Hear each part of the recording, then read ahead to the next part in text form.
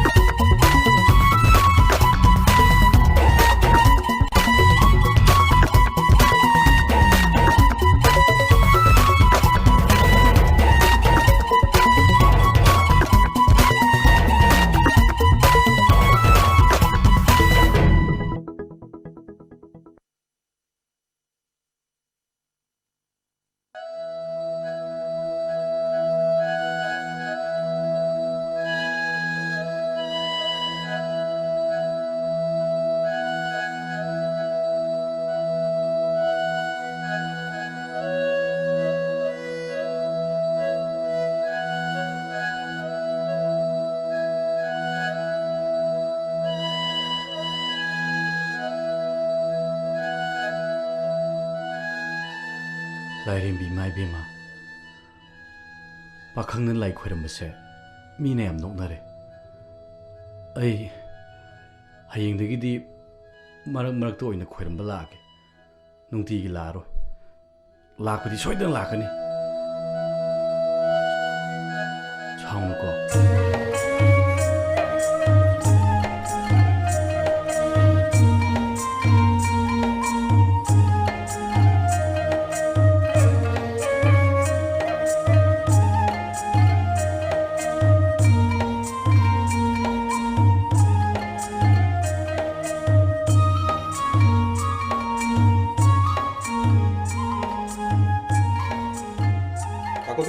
라이 코람들어봐. 그럼데 그 레카이 미징게 얌 쪼클로들이 masa masai thabak tawgi haidradna masaknina khara phajadi fai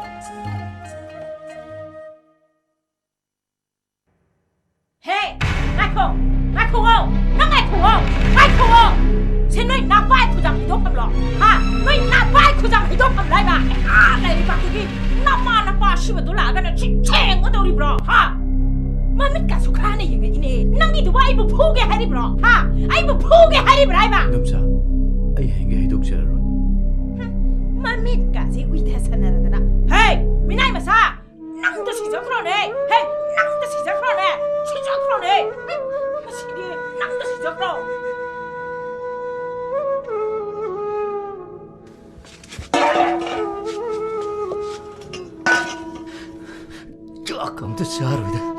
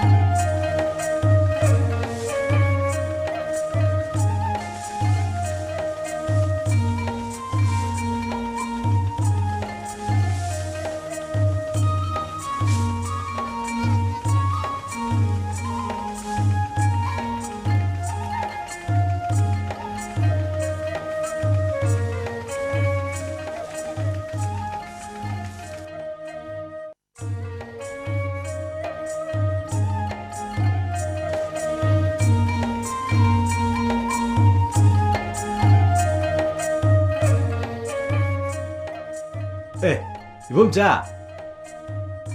따군도. 까이드노. 양 날리고. 나 방귀질 나오더나. 까이저게 아이노. 바자 개똥네. 그이 레기. 군기 할라면 라이크 따꾸기 프로젝트 딱 개똥네. 강드레다. 너희는디 레카이기 자우ಖ나바 타박 따오에데 하이바부 어두 개더라 봐.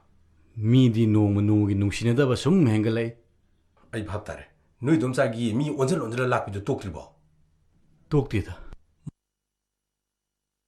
이기 라이오이 크라바 이마바지 반반두나 양강해. 캉바 여와이. 마나 너원다 참 누가이트리스는 그이노. 아이는 레이바 힝골세. 마코이나 빠마 말. 캉디다. 마기 마삭도 yak 뽀샹 칸을 톰닝. 예, 마이코. 아마도 많이 떨게. 아마이디. 얘라 되비기 관이다. 마기 몽두다 하이버가 ngam드레다. 얘라 누파 만디 꼭 가야겠는데. 따군도 매 있을라게. 타모이기 와 풍독들디 레나 올레 합니고. 아이주 강이다.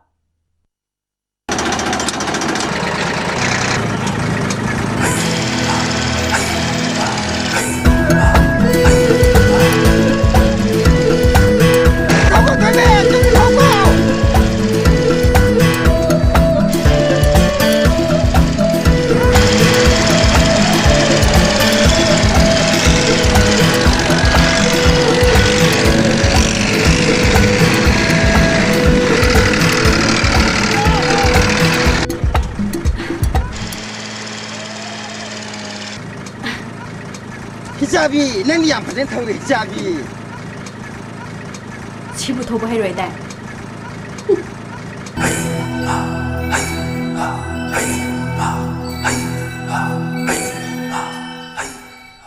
뭐 쉬운 누포로 누비로 뭐 통은 엄청 공디. 헤이, 난 하도 가나더라. 하, 앵원들아, 미우시들이라. 예, 베마, 너무 늦었대. 이분 어디서더니? 어이.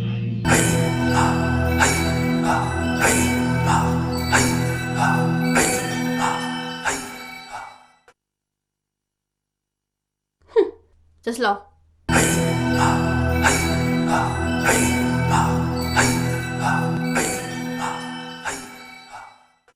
ꯏꯃꯥ ꯑꯩꯗꯤ ꯀꯥꯎꯋꯦ ꯑꯩꯈꯣꯏ ꯕꯦꯅꯥꯎꯒꯤ ꯂꯪ ꯄꯨꯔꯛꯑꯣ ꯍꯥꯏꯍꯧꯕꯅꯦ ꯇꯥꯈꯣꯏꯗꯨꯝ ꯑꯩ ꯆꯠꯂꯦ ꯐꯔꯦ ꯇꯣꯏꯕꯤ ꯍꯣꯏ ꯊꯝꯃꯣꯀꯣ ꯍꯣꯏ ꯑꯗꯣ ꯍꯣꯔꯦꯟ ꯅꯤ ꯉꯟꯇꯥ ꯂꯥꯛꯎꯀꯣ ꯁꯤꯡꯖꯨ ꯃꯣꯔꯣꯛ ꯁꯥꯅ ꯆꯥꯁꯤꯀꯣ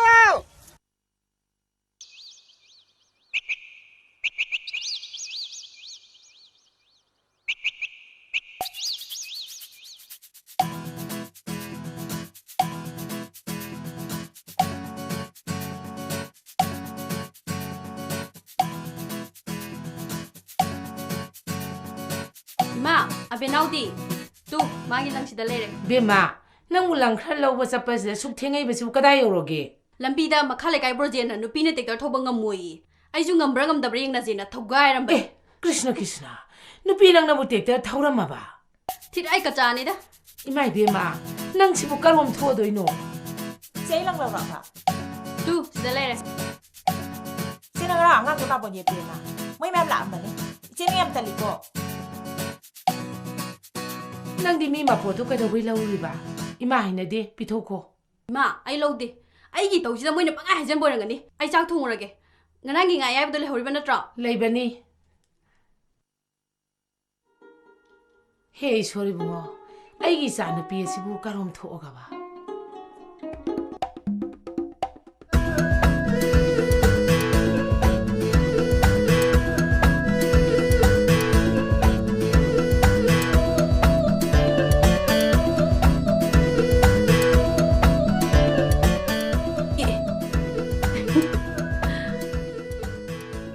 ꯆꯦꯡꯒ ꯈꯩꯗꯩꯅꯦ ꯍꯩꯕ꯭ꯔꯥ ꯍꯩꯇꯕ꯭ꯔꯥ ꯐꯅ ꯑꯗꯨꯝ ꯅꯨꯡꯉꯥꯏꯔꯤꯌꯦ ꯌꯦꯡꯈꯤꯒꯦ ꯕꯦꯕꯤ ꯀꯥꯏꯗꯅꯣ ꯇꯥꯀꯣꯟꯗꯨꯝ ꯀꯩꯗꯧꯔꯦ ꯇꯣꯛꯑꯗꯤ ꯑꯗꯨꯝ ꯈꯩꯌꯨ ꯌꯥꯗ꯭ꯔꯣ ꯀꯩꯁꯨ ꯇꯧꯗꯦꯗ ꯀꯥꯏ ꯆꯠꯇꯣꯏꯅꯣ ꯃꯅꯤꯡ ꯂꯩꯀꯥꯏꯒꯤ ꯀꯦꯅꯦꯜꯗ ꯉꯥ ꯐꯥꯅꯤꯌꯦ ꯑꯩꯁꯨ ꯏꯁꯤꯠꯄ ꯌꯥꯎꯔꯨꯒꯦ ꯇꯧꯕꯅꯦ ꯅꯨꯄꯤ ꯌꯥꯎꯗꯣꯏꯁꯤ ꯅꯊꯟꯗꯔꯣ ꯃꯥꯅꯦ ꯑꯗꯣ ꯀꯩꯗꯧꯔꯒꯦ ꯀꯩꯁꯨ ꯇꯧꯗꯦ ꯁꯨꯝ ꯍꯪꯕꯅꯤꯗ ꯑꯩ ꯆꯠꯂꯒꯦ ꯑꯥꯎ ꯇꯟꯕ꯭ꯔꯥ ꯈꯪꯗꯦ ꯅꯨꯄꯥ ꯃꯔꯛꯇ ꯃꯊꯟ ꯌꯥꯎꯗꯣꯏꯁꯦ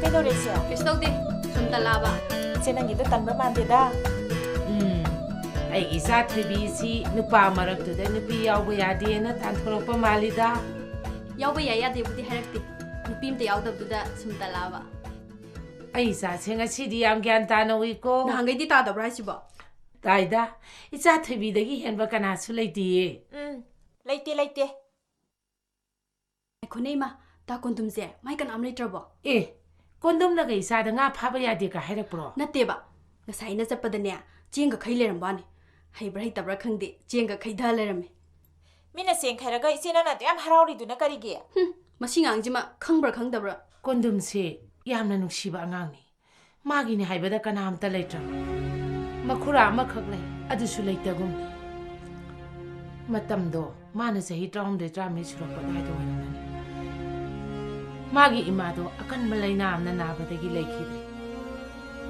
ꯃꯥ ꯂꯥꯌꯦꯡꯅꯕ ꯍꯣꯠꯅꯕꯗ ꯃꯈꯣꯏꯒꯤ ꯂꯩꯖꯕ ꯂꯧꯔꯤ ꯏꯪꯈꯣꯜ ꯂꯣꯏꯅꯃꯛ ꯌꯣꯟꯈꯤ ꯃꯇꯝ ꯈꯔ ꯂꯩꯔꯒ ꯃꯥꯒꯤ ꯃꯄꯥꯗꯨꯁꯨ ꯑꯗꯨꯃꯛ ꯂꯩꯈꯤꯗ꯭ꯔꯦ ꯃꯥꯒꯤ ꯃꯄꯥꯗꯨꯅꯅꯦ ꯅꯪꯕꯨꯗꯤ ꯌꯥꯝꯅ ꯂꯨꯅ ꯇꯧꯖꯔꯝꯕꯅꯤ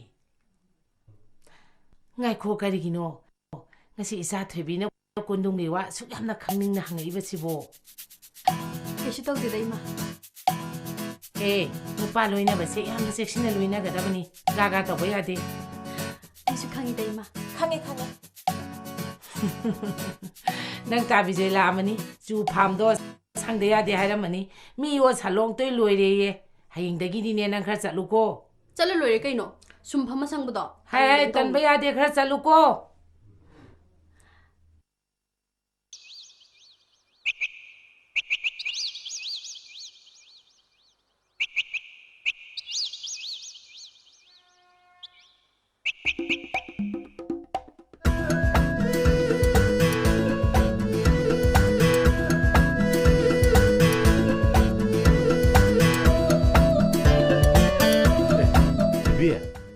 ꯇꯥꯀꯣꯟꯗꯨꯝ ꯀꯥꯏ ꯆꯠꯇꯣꯏꯅꯣ ꯊꯕꯛ ꯈꯤꯇ ꯌꯦꯡꯉꯨꯒꯦ ꯇꯧꯅꯦ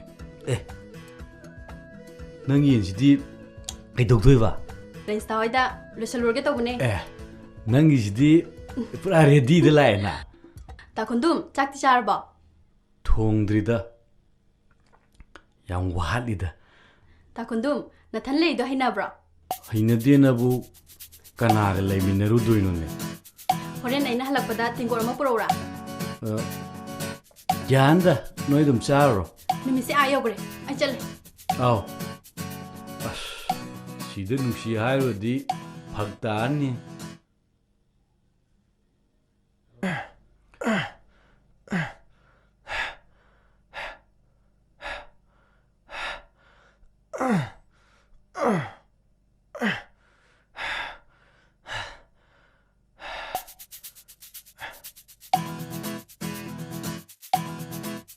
ꯀꯩꯅꯣ ꯇꯧꯏꯁꯤꯅ ꯃꯁꯤꯅ ꯅꯨꯄꯥꯔ ꯅꯨꯄꯤꯔ ꯒ꯭ꯌꯥꯟ ꯌꯥꯝ ꯇꯥꯗꯦ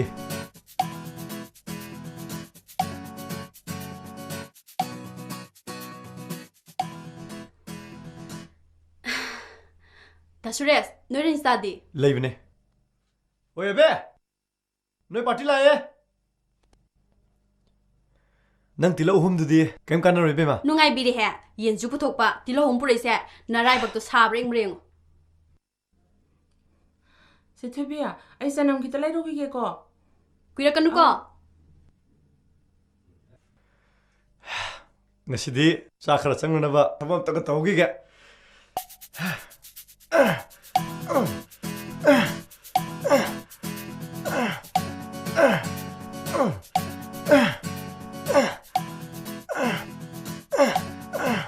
ꯗꯥ ꯁꯨꯔꯦꯁ ꯅꯪꯅ ꯁꯥꯟꯅꯩꯅꯦꯅ ꯅꯌꯨꯝꯗꯁꯨ ꯁꯨꯛꯂꯩ ꯂꯩꯇꯦ ꯅꯪ ꯃꯤ ꯑꯣꯏꯔꯣꯏꯀꯣ ꯑꯦ ꯅꯪꯗꯤ ꯅꯌꯨꯝ ꯄꯥꯝꯕꯁꯨ ꯈꯪꯁꯨ ꯈꯪꯉꯔꯣꯏ ꯃꯁꯛ ꯀꯣꯟꯗꯨꯝꯅꯁꯨ ꯌꯥꯁꯨ ꯌꯥꯔꯣꯏ ꯃꯁꯛꯁꯤꯒ ꯅꯪꯒꯤꯗꯨꯅ ꯀꯩ ꯀꯥꯟꯅꯕ ꯄꯨꯔꯛꯇꯣꯔꯤꯒꯦ ꯍꯟꯖꯟ ꯍꯟꯖꯟ ꯗꯟꯗꯕꯣꯠ ꯇꯧꯏꯗꯨꯕꯣ ꯍꯣꯏ ꯃꯁꯦ ꯕꯨꯛꯇꯟ ꯀꯧꯏ ꯏꯕꯦꯝꯃ ꯗꯟꯗꯕꯨ ꯀꯧꯗꯦ ꯈꯪꯉꯕ ꯑꯃ ꯑꯅꯤ ꯑꯍꯨꯝ ꯃꯔꯤ ꯃꯉꯥ ꯇꯔꯨꯛ ꯇꯔꯦꯠ ꯅꯤꯄꯥꯜ ꯃꯥꯄꯜ ꯇꯔꯥ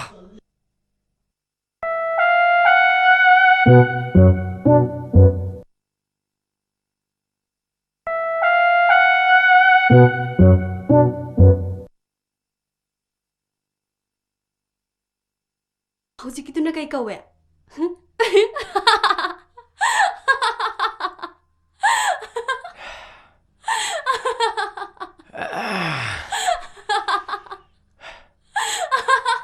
ꯍꯧꯖꯤꯛꯀꯤꯗꯨꯅꯅꯦ ꯅꯨꯡꯁꯤꯠ ꯃꯄꯤ ꯀꯧꯏ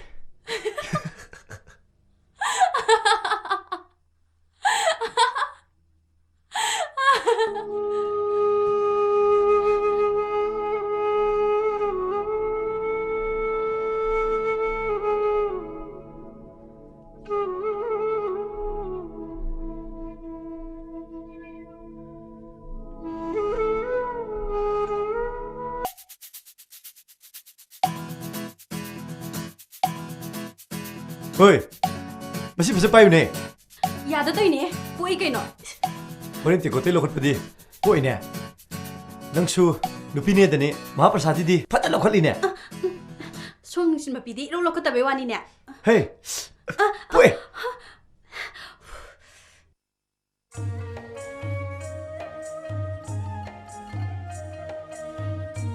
ꯀꯩ ꯇꯧꯁꯤ ꯏꯕꯨꯡꯉꯣ ꯀꯦꯔꯥꯕꯂꯤ 5 ꯄꯤꯕ ꯑꯝꯇ ꯂꯧꯒꯦ ꯌꯥꯅꯤ ꯌꯥꯅꯤ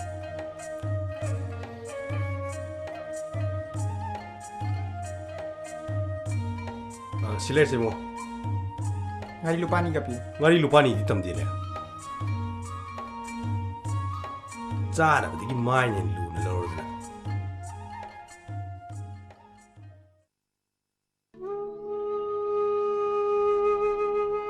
ꯗꯥꯗꯥ ꯆꯦꯡꯗꯣ ꯀꯦꯖꯤ 2 ꯈꯛꯇ ꯑꯣꯟꯕꯤꯌꯨꯕ ꯍꯧꯖꯤꯛꯐꯥꯎ ꯆꯥꯛ ꯆꯥꯗ꯭ꯔꯤꯕꯣ ꯅꯪꯕꯣ ꯉꯁꯤꯗꯤ ꯊꯕꯛꯇꯣ ꯈꯔ ꯊꯦꯡꯗꯣꯛꯈ꯭ꯔꯦ ꯃꯈꯥ ꯀꯥꯏꯒꯤ ꯄꯜꯂꯤ ꯊꯣꯟꯕ ꯌꯥꯎꯔꯨꯕꯅꯦ ꯄꯩꯁꯥꯁꯨ ꯏꯟꯊꯤ ꯅꯨꯡꯉꯥꯏꯅ ꯄꯤꯔꯛꯇ꯭ꯔꯦ ꯅꯪꯗꯤ ꯐꯅꯕꯨ ꯀꯜꯂꯤꯅꯦ ꯑꯩꯈꯣꯏꯗꯤ ꯂꯥꯝꯕꯨ ꯂꯥꯝꯃꯕꯅꯤꯅꯦ ꯑꯩꯁꯨ ꯂꯥꯝꯃꯕꯅꯤ ꯇꯥꯗ ꯑꯩ ꯆꯦꯡ ꯈꯤꯇ ꯀꯣꯠꯂꯛꯈꯤꯒꯦ ꯉꯥꯛꯇꯪ ꯉꯥꯏꯌꯨꯀꯣ ꯑꯦ ꯊꯣꯏꯕꯤꯅꯤꯅꯦ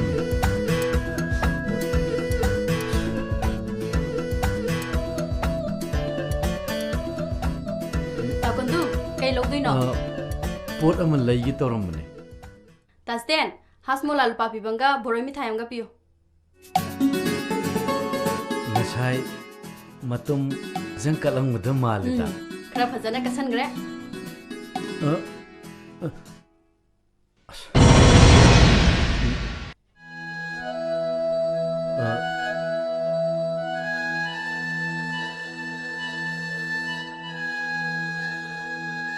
ꯇꯥꯗ ꯊꯣꯏꯕꯤꯒꯤꯗꯣ ꯍꯥꯟ ꯄꯤꯕꯤꯈ꯭ꯔꯣ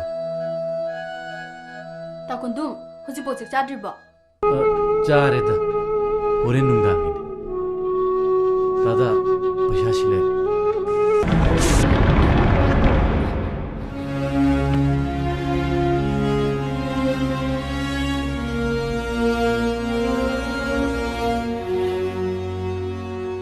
ꯇꯥꯁꯇꯦꯟ ꯆꯦꯡꯁꯦ ꯈꯔ ꯍꯥꯞꯈꯣ ꯑꯦ ꯕꯦꯝꯁꯤꯕꯨ ꯑꯩꯅꯔꯣ ꯑꯦ ꯀꯩꯅꯣ ꯍꯥꯏꯁꯤꯕꯣ ꯅꯪꯅ ꯈꯥꯎꯁꯦ ꯀꯥꯏꯕ ꯄꯤꯔꯒ ꯕꯕꯥ ꯍꯥꯞꯈꯣ ꯕꯦꯝ ꯈꯣꯏꯗꯤ ꯉꯝꯖꯗ꯭ꯔꯦꯅꯦ ꯍꯥꯞꯀꯦꯒ ꯅꯪ ꯂꯩꯔ ꯀꯣꯛ ꯍꯥꯞꯄꯣ ꯊꯣꯏꯕꯤ ꯌꯥꯔꯅꯤꯗ ꯁꯤ ꯈꯛꯇꯪ ꯍꯩꯗꯣꯛꯄꯁꯤꯕꯨ ꯑꯩ ꯆꯠꯂꯒꯦ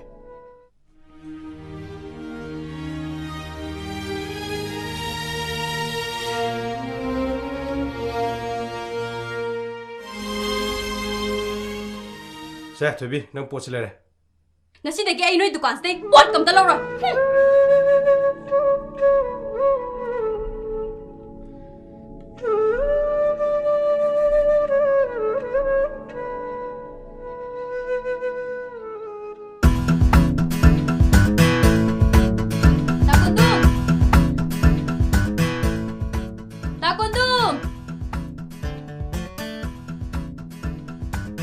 ꯑꯦ ꯊꯣꯏꯕꯤ ꯑꯩꯗꯤ ꯉꯥꯏꯍꯥꯛ ꯎꯏꯔꯨꯔꯦ ꯑꯦ ꯁꯤꯗꯤ ꯀꯩꯒꯤꯅꯣ ꯌꯥꯡꯀꯣꯛ ꯄꯨꯊꯣꯔꯛꯑꯣ ꯀꯩꯒꯤꯅꯣ ꯄꯨꯗ ꯄꯨꯊꯣꯔꯛꯑꯣ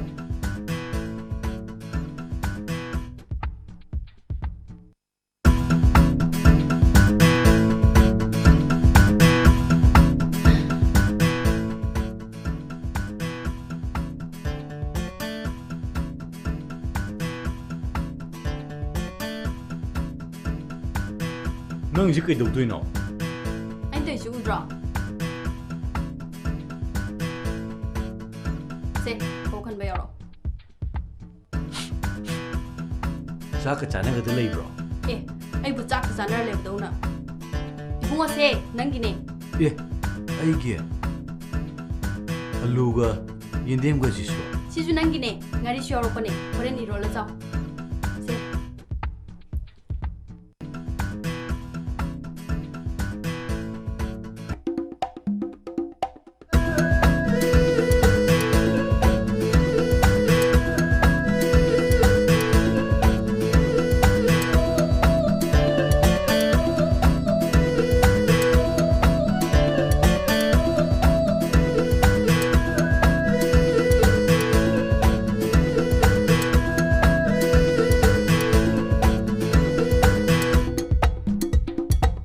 ꯀꯩꯅꯣꯗꯤ ꯑꯃꯨꯛ ꯌꯦꯡꯗꯦ ꯑꯩ ꯆꯥ ꯂꯣꯜꯂꯨꯈꯤꯒꯦ ꯌꯥꯔꯦ ꯌꯥꯔꯦ ꯅꯣꯏ ꯂꯥꯕ ꯏꯃꯨꯡ ꯆꯥ ꯊꯛꯅꯤꯡꯗꯦ ꯆꯤꯅꯤ ꯆꯥꯝꯅꯥꯁꯨ ꯂꯩꯔꯝꯃꯣꯏꯗꯕꯗ ꯆꯥ ꯊꯛꯈꯤꯁꯤ ꯀꯥꯏꯅ ꯑꯗꯨꯐꯥꯎꯗꯤ ꯂꯩꯗ ꯀꯣꯟꯅ ꯊꯥꯒꯦ ꯑꯩ ꯆꯠꯂꯒꯦ ꯊꯕꯛ ꯋꯥꯟ ꯁꯨꯔꯒ ꯆꯥꯛ ꯊꯦꯡ ꯆꯥ ꯐꯠꯇꯕꯅꯦ ꯑꯩ ꯆꯠꯂꯦ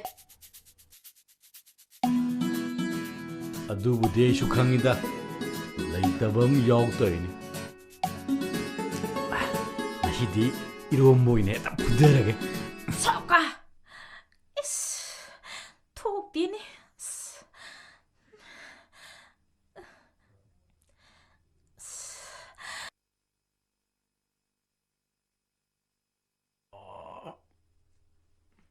ꯇꯜꯂꯦꯗ ꯑꯩ ꯉꯁꯤꯁꯦ ꯗꯥꯎ ꯊꯣꯛꯅ ꯌꯥꯈꯤꯗ꯭ꯔꯦꯍꯦ 이때만 노무노무기 다오 하이브드니다 노무 이때면 나한 불럽 코어서 크리두디 ꯗꯥꯎꯅ ꯗꯥꯎ ꯌꯥꯗꯕꯅꯦ ꯑꯁ ꯈꯣꯏꯗꯧꯁꯦ ꯁꯥꯎꯒꯠꯂꯦꯍꯦ ꯁꯩꯇ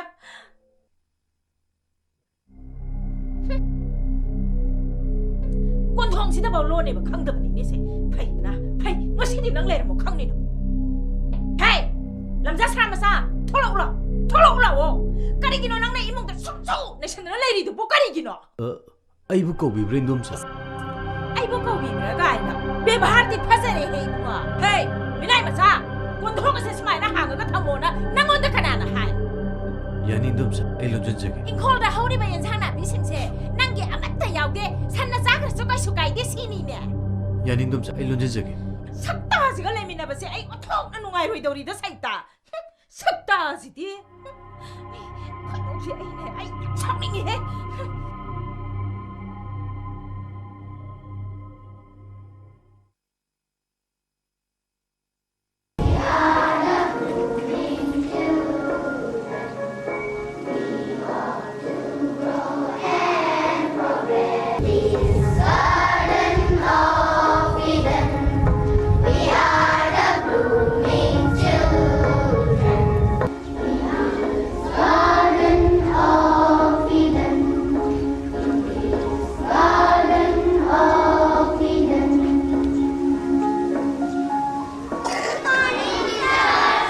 Good morning, dear students. School ama chapkhathanba, school ama phahanbai besi. School asida thawai hakchang yaun honariba oja sing asi khaktagi makha ponde. Masida chhatra oiriba nakhoi gisu achobu thaudang lei nakhoi gi cooperation changi. Aikhoi gi school asina sahi yamdriba anoba school orbasu. Hau khiba sahi ani ahum asida oirikliba ahong basidi ai taseng angak phawi.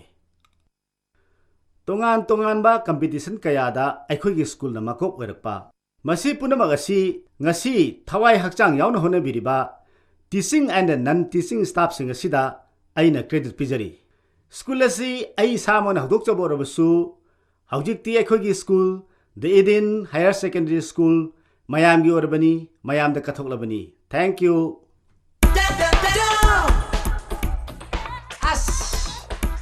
바스볼 뭐 돌레를 말해 돌이지 야로 아이콜레 박수 오다 야망도 수야 야로 그다음 운동을 많이 돌이지 아씨 나뭐 손에 띄면 와 통합니다 야드네 떠리네 존 나로 졌어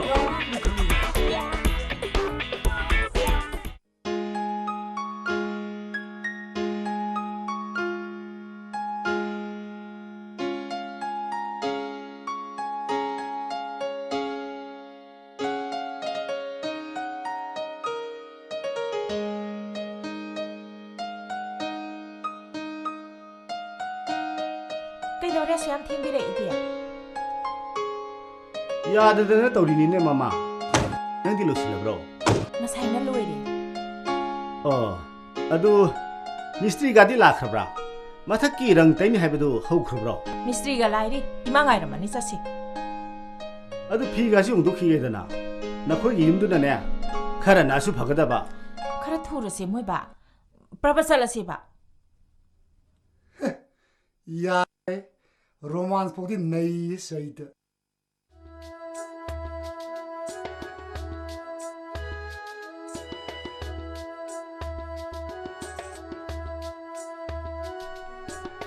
뭐, 아이라 에이. 마, 이모가 피다시를 파무세. 야래도 뭐 참나한 거지 뭐. 영화, 아무나 하피베 파샤시야. 얌나 내든 하빠나 띠고. 너코이나 빠칼리바 앙앙싱이 타오름도. 마두다 마티응 방다바 아무나 하빠니고. 셰셰, 루파 리싱 망아니. 아부 호일렘다가디 타박시 마이 빠아모이다. 뚱다슈 방칸 칼룬다. 아이기 슈마슈. 아, 딜리다 타박도르나 레이리. 마나 해 통록바가 너코이기 타박 마학슈 떠혼게 하이나 칼리. 파샤기 왕 악다슈 어디 칼룬다. 뭐, 아이 아묵 잘라게고. 잘로.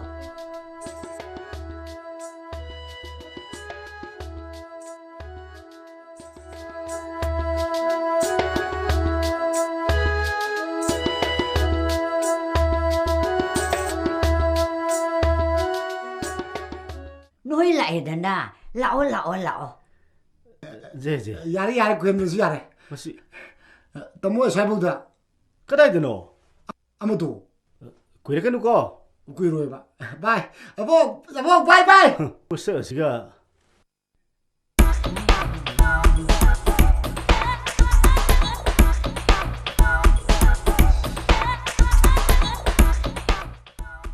까리 이분 떠올려서 안 떠오르시고 할래 기분 때문에 미팅가 싸이 해내 떠오르시 뭐야 바로 가르피용 타면 또 어른 떠오르시 Oh my love, my sweetheart, come on!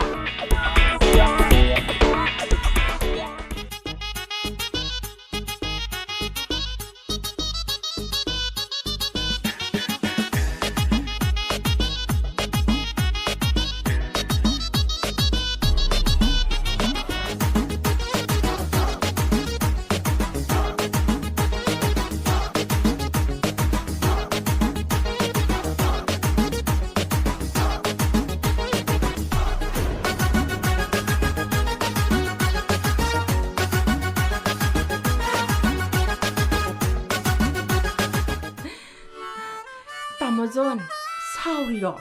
응? 사로다. 사오리니나 이뻑디 해뻑드라다다. 하와이디 ngasa이나 나나ක්ta sakravane 여럭드로. Right. Masay whistle on tayo. Soy walang tayo. Kandilo, slow. 그다이드노. 미망 보망가마다 강디미. As. Kunung giwado. Pisa to kiyam tayo senbi. Look in the west. Ari even lost na pun simu mahal 200. Ning tabi mahal 100.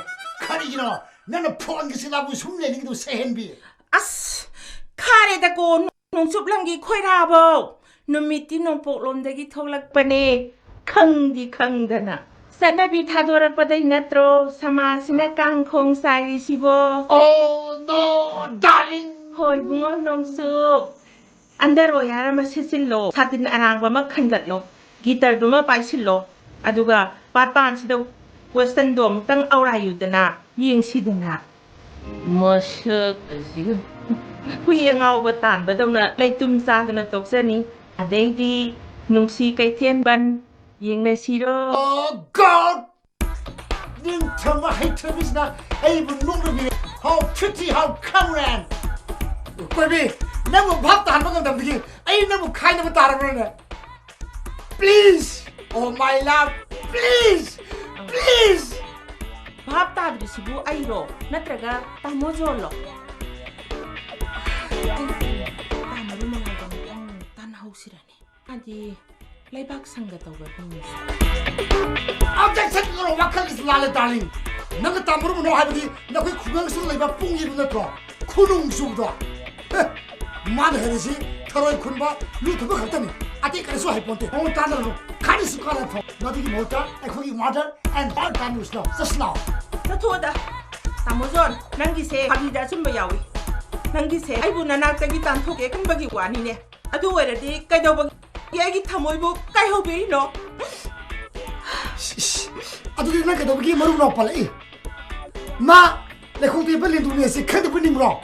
마복시 하가 파티. 농시 강남 센제노 파렉타다나 톡세니. 아스카부트로. 나시게 는 그나 이번 타게도. 마스테 밤 히다 트러블. Come on, follow me. 힘든다. ngai khoba. ngai khoba.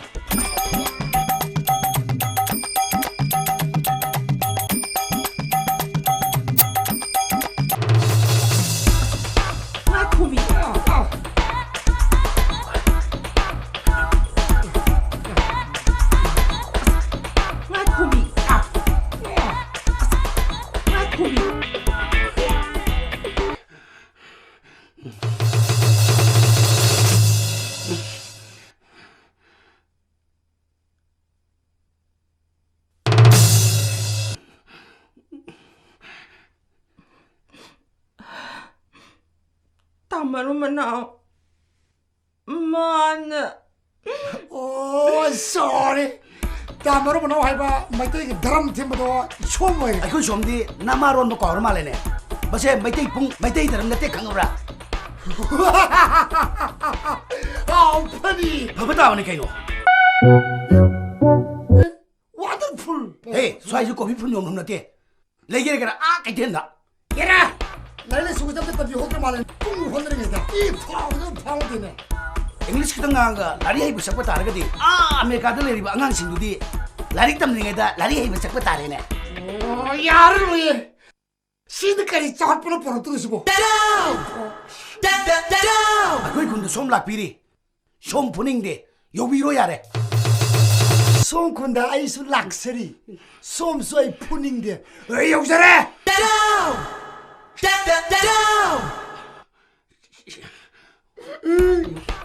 But you Brazil have no idea. Brazil your tea every day.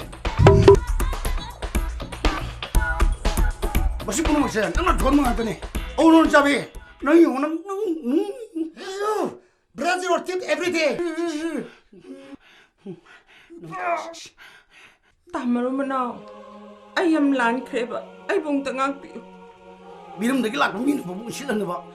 Mage sum puri khongau sidi. Ai pung cholo mong tkeli na. Sekelen di khongau ra sechel laga. Tamaru manao.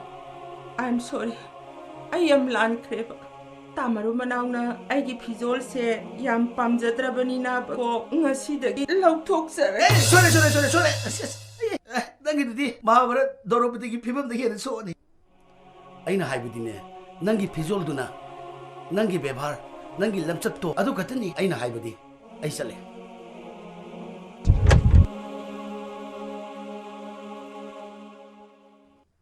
ꯑꯩꯈꯣꯏꯒꯤ ꯕꯦꯝꯕꯦꯝꯒꯤ ꯊꯕꯛ ꯑꯁꯤꯕꯨ ꯗꯤꯜꯂꯤꯗ ꯅꯠꯇ꯭ꯔꯗꯤ ꯌꯥꯗ꯭ꯔꯕ꯭ꯔꯣ ꯗꯤꯜꯂꯤꯗꯅ ꯂꯝꯂꯣ ꯂꯥꯏꯔꯤꯛ ꯍꯩꯔꯒ ꯃꯄꯥꯟꯗ ꯊꯕꯛ ꯂꯣꯏꯅ ꯇꯧꯈ꯭ꯔꯕꯗꯤ ꯑꯩꯈꯣꯏꯒꯤ ꯂꯩꯕꯥꯛ ꯑꯁꯤꯗꯤ ꯀꯔꯤ ꯑꯣꯏꯍꯧꯗꯧꯔꯤ 이마 뱀뱀도 만이푸르다 야amna thokningbaja니 aduda mana hojik puriba angangi society adugi project director oina mabu hapsanbiriye aduna ma yumda thoropagi wakhalga amatta leikhidabani ꯑꯩ ꯀꯌꯥ ꯌꯥꯅꯤꯡꯗꯦ ꯊꯕꯛꯇꯣ ꯑꯁꯤꯗ ꯊꯣꯔꯛꯑꯒ ꯇꯧꯔꯣ ꯂꯥꯎ ꯍꯥꯏꯌꯨ is ima madu mangonda phara amata do malida bembemdi mana lokhiba decision haibidi mana lekhibase pak hongu yagandeba ꯆꯍꯤꯗꯤ ꯀꯌꯥ ꯂꯩꯈꯤꯅꯤ ꯍꯥꯏꯒꯦ ima magi si sahi ani ahumdi leido male ꯑꯦ ꯍꯔꯦ ꯆꯍꯤ 2-3 ꯂꯩꯈꯤꯗꯧꯔꯤꯕ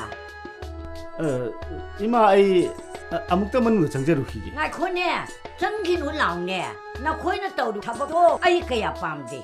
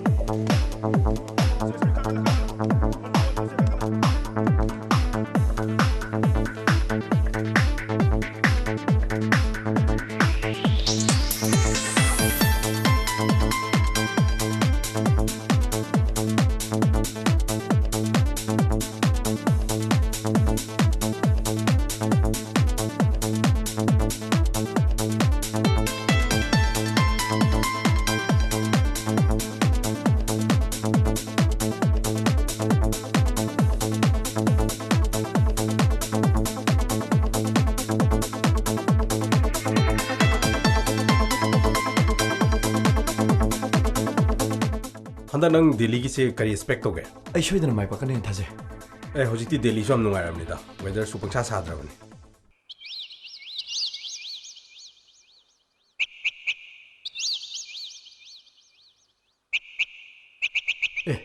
ꯁꯥꯇꯣꯝꯕ ꯀꯗꯥꯏ ꯆꯠꯇꯣꯏꯅꯣ 숨고락 뽀개 야들고 ꯆꯪꯉꯣ ꯂꯥꯛꯑꯣ ꯄꯥꯎ ꯅꯨꯡꯉꯥꯏꯕ ꯌꯥꯝ ꯇꯥꯏꯗ ꯀꯩ ꯄꯥꯎꯅꯣ ꯑꯩꯗꯤ ꯚꯥꯞ ꯑꯃ ꯇꯥꯗꯦ ꯐꯝꯃꯨꯁꯤ ꯂꯥꯛꯑꯣ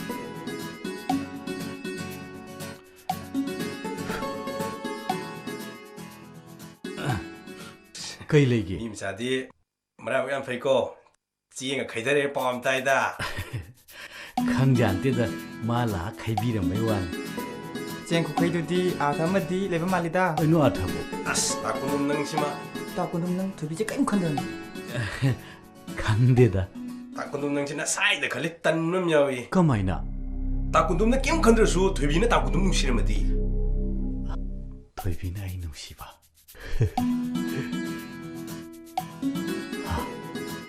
ꯊꯣꯏꯕꯤꯅ ꯑꯩ ꯅꯨꯡꯁꯤꯕ ꯇꯥꯛꯄꯗꯨꯝ ꯅꯪ ꯅꯁꯥ ꯍꯦꯛ ꯈꯜꯂꯤ ꯀꯩꯅꯣ ꯃꯤꯒꯤꯁꯨ ꯈꯔ ꯈꯜꯂꯤ ꯀꯩꯅꯣ ꯊꯣꯏꯕꯤꯁꯤ ꯅꯨꯄꯤꯅꯦ 누비시디 이까이 티간그라마 따꾸놈나 하이번 검디에나 모국 문능다 와로om나수 캉보디 ꯑꯁꯦꯡꯕꯩꯔꯅꯦ ꯑꯁꯦꯡꯕꯩꯅꯤ ꯀꯩꯅꯣ ꯉꯁꯤꯃꯛꯇ ꯍꯥꯏꯌꯨ ꯃꯈꯨꯠꯇ ꯇꯥ ꯄꯥꯏꯔꯒꯅꯦ ꯊꯣꯏꯕꯤ ꯅꯪ ꯌꯥꯝ ꯅꯨꯡꯁꯤ ꯍꯦꯛꯇ ꯍꯥꯏꯌꯨ ꯑꯗꯩꯗꯤ ꯑꯗꯩꯗꯤ ꯊꯣꯏꯕꯤꯅ ꯇꯥꯛꯀꯨꯗꯨꯝ ꯅꯪ ꯅꯕꯨꯛ ꯌꯥꯝ ꯐꯠꯇꯦ ꯅꯪꯒꯤ ꯍꯥꯏꯔꯛꯇ꯭ꯔꯤ ꯀꯩꯒꯤꯅꯣ ꯃꯥꯏ ꯍꯥꯏꯖꯔꯛꯑꯖꯅꯤ ꯃꯤꯒꯤ ꯊꯃꯣꯏ ꯌꯥꯝ ꯋꯥꯍꯜꯂꯤ ꯑꯗꯩꯗꯤ ꯊꯣꯏꯕꯤꯁꯦ ꯇꯥꯀꯨꯟꯗꯨꯝꯗ ꯉꯥꯁꯟꯖꯔꯅꯤ ꯑꯗꯩꯗꯤ ꯑꯗꯩꯗꯤ ꯀꯣꯏꯅꯕ ꯀꯧꯔꯦ ꯀꯩꯅꯣ ꯊꯣꯏꯕꯤꯁꯦ ꯇꯥꯀꯨꯟꯗꯨꯝꯒꯤ ꯑꯣꯏꯔꯦ ꯀꯩꯅꯣ ꯅꯨꯡꯁꯤꯕ ꯑꯩ ꯍꯌꯦꯡꯗꯤ ꯍꯥꯏꯔꯒꯦ ꯑꯩ ꯍꯌꯦꯡꯗꯤ ꯁꯣꯏꯗꯅ ꯍꯥꯏꯔꯒꯦ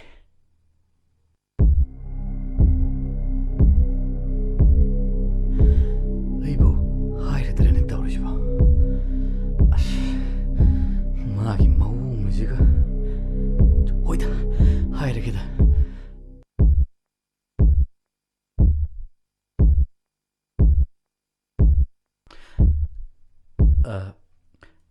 ꯊꯣꯏꯕꯤ ꯀꯩꯅꯣ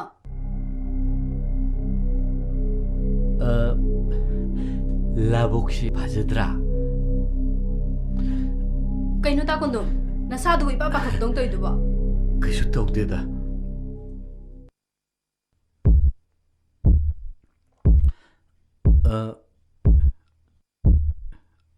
ꯊꯣꯏꯕꯤ I love you. Takundum kanadano. Nangondani. Takundum nang mystery ra. I love you haibabu mi usitaba kaurane. Hey, nang thajallura. Aina mateng har pangena nang yani sinine. Matu muna to menga to kono khabra. Ai lale thoibi. Lal hage tiar ba. Matung da mo hairadi aina ke to byo. 그러게. Ai hay ngam ro. Ka shu ta ro as nupa man gidre. As nupa man da bai wana te ba. Nui khang da toy ne ba. 마시 나트라수 노마 마탈레 간다 하이세바. Akhoi lai je ta gudung ni kaino. Mating pang bige wani. Akhoi chat le. 누빠만데 저슬로. 로 다갈레. Ne ko. Da ai khala ki ge ba. Oi, mi memda yen ko pupuraga chaba toktribo. Nasak tuga. Chaning da to da thora. Noi ko dumdi mai tore. Khara ya bi bo horabo. Nangdi Dili kaido amto janam kiroina. Aina leise Delhi dani. Yam thi phajara jani. Mafam sida ai nupi ma khangna jare. Lai si chongak pani. Nangonda lakna manbadagi nang man nupi ma phange. Nang ai thi mara jani thobi. Ming khaktani khenari ba. Maming na na. Peme. Phajabadi nangondagi mana khara hele. Ai mali jo haiba, ai shakti jo haiba. Nang nupi didi phajaramani he. Sounding bro, pare. Ai fiam chile.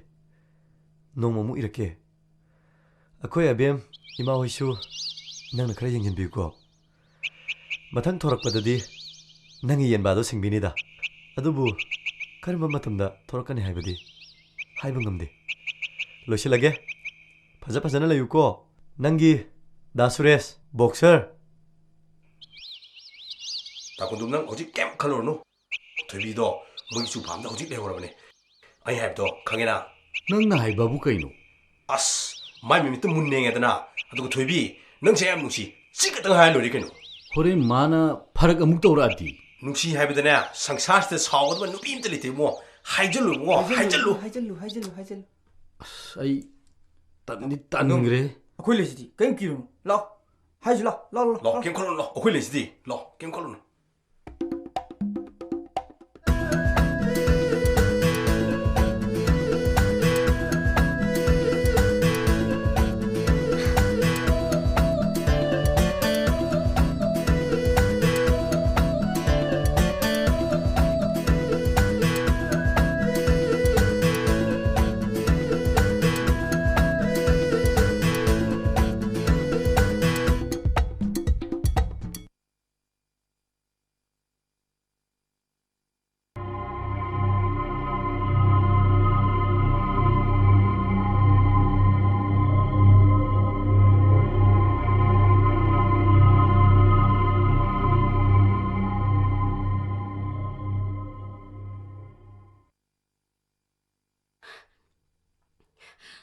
Hey, Naiko!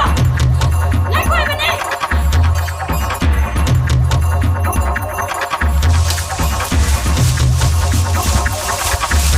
Naiko iba, kasi ibane! Naiko ibane!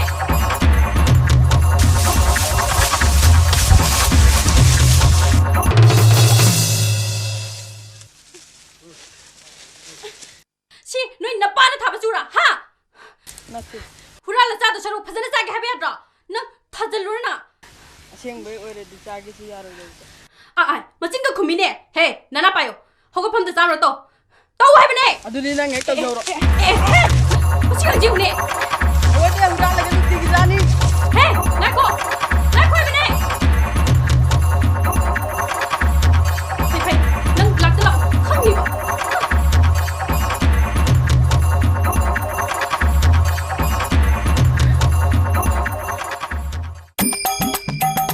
맵시네 밑으로 레벨이고 밑에 얘기나 싹 타요. Kasi di khang ni. Ara bal len ta. 겜칼로르 다군둠 코렌 밑다 밑가오야 되고. Ai ki 겜칼로르 아코기 랑 네시디 아코기 좀 네시디. 알레 다군둠 알레. ai ngamro. 아이 그 괜히 누빠만디. Ngamro. ngồi khoe đó Ai kỳ rồi. Ai chết là kìa. 아이고 그대로. 능 nâng kỳ được cái này mình nôm ta sát ông pháo tuổi thái rồi Không hình mà xí đi Mi ôi kìa lại ôi kìa Em nằm thật thao quên đi gì kem con nó chọn sát lố mi Ai kỳ đi kỳ cô.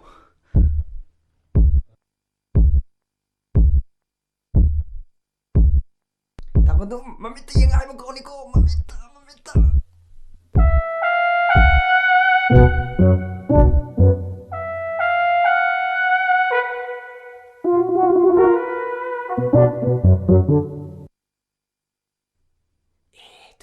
손 들어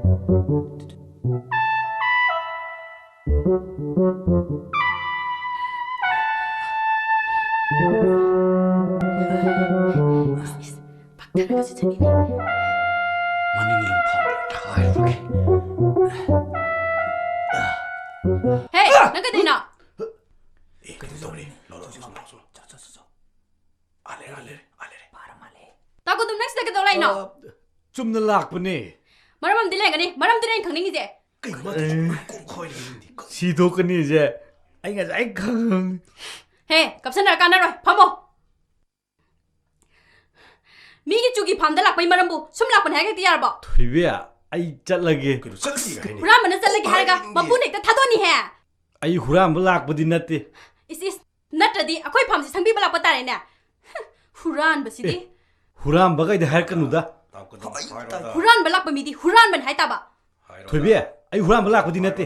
nát rồi đi cái đâu lại ba 아스 당근도 꼭 하이로 내는 거. Ibani ngasi dagi coin ri hai lak pa ni. 야! 하이래. 야!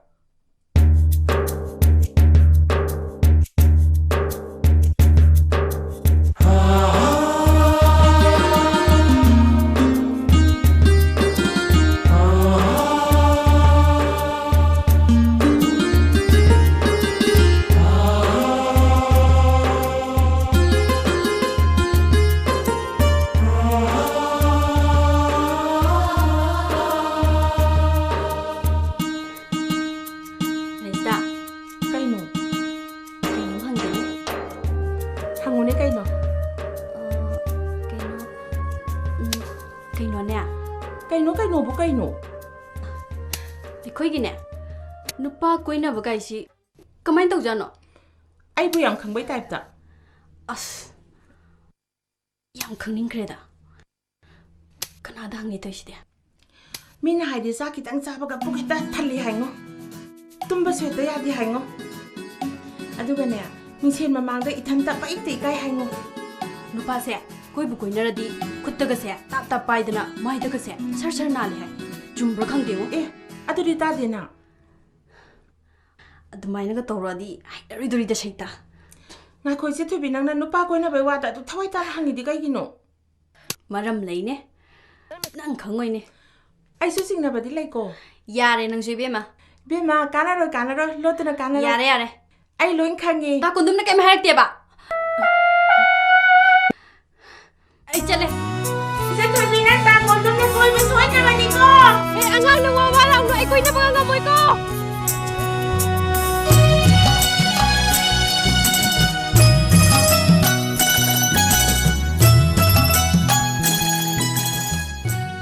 Koi na roy dabda Lay nam đi hô khino mai thong da ngao ja ho tha môi đi hô khino ni no ta chak ja ho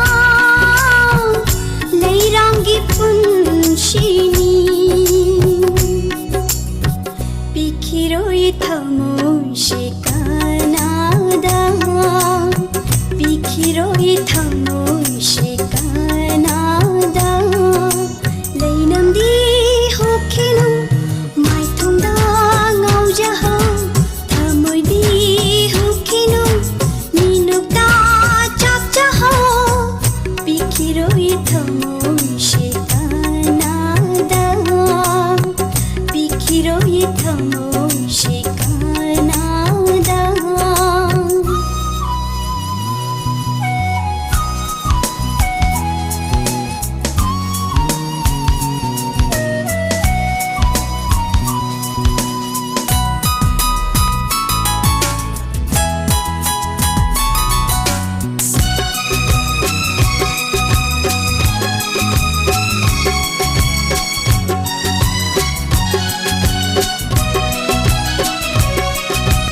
마랑박이 이쁨다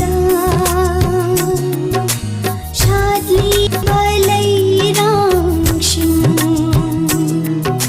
강라이니 눈시기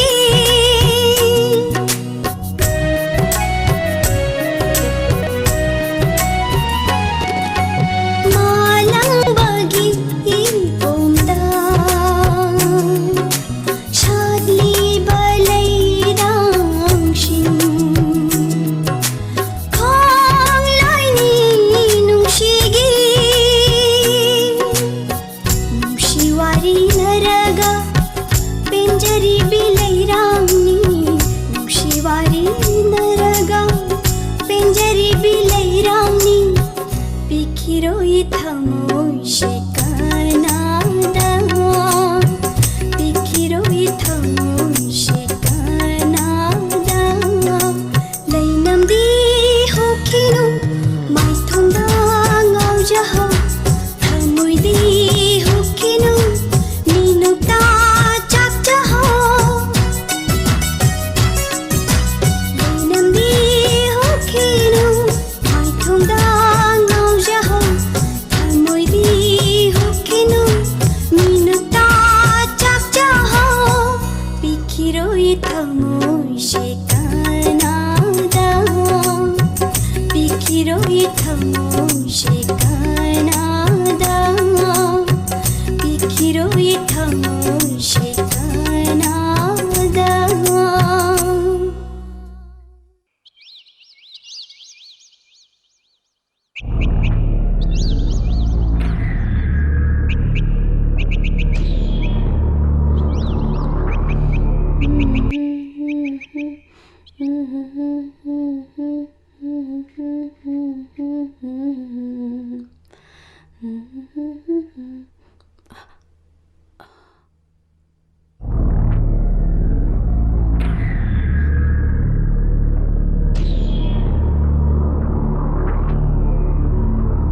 ꯀꯌꯥꯝ ꯀꯨꯏꯅ ꯉꯥꯏꯈꯣꯏꯅꯣ ꯊꯣꯏꯕꯤ ꯇꯥꯒ꯭ꯔꯣꯕ ꯌꯥꯝ ꯄꯛꯇꯦ ꯅꯁꯛꯇꯨꯒ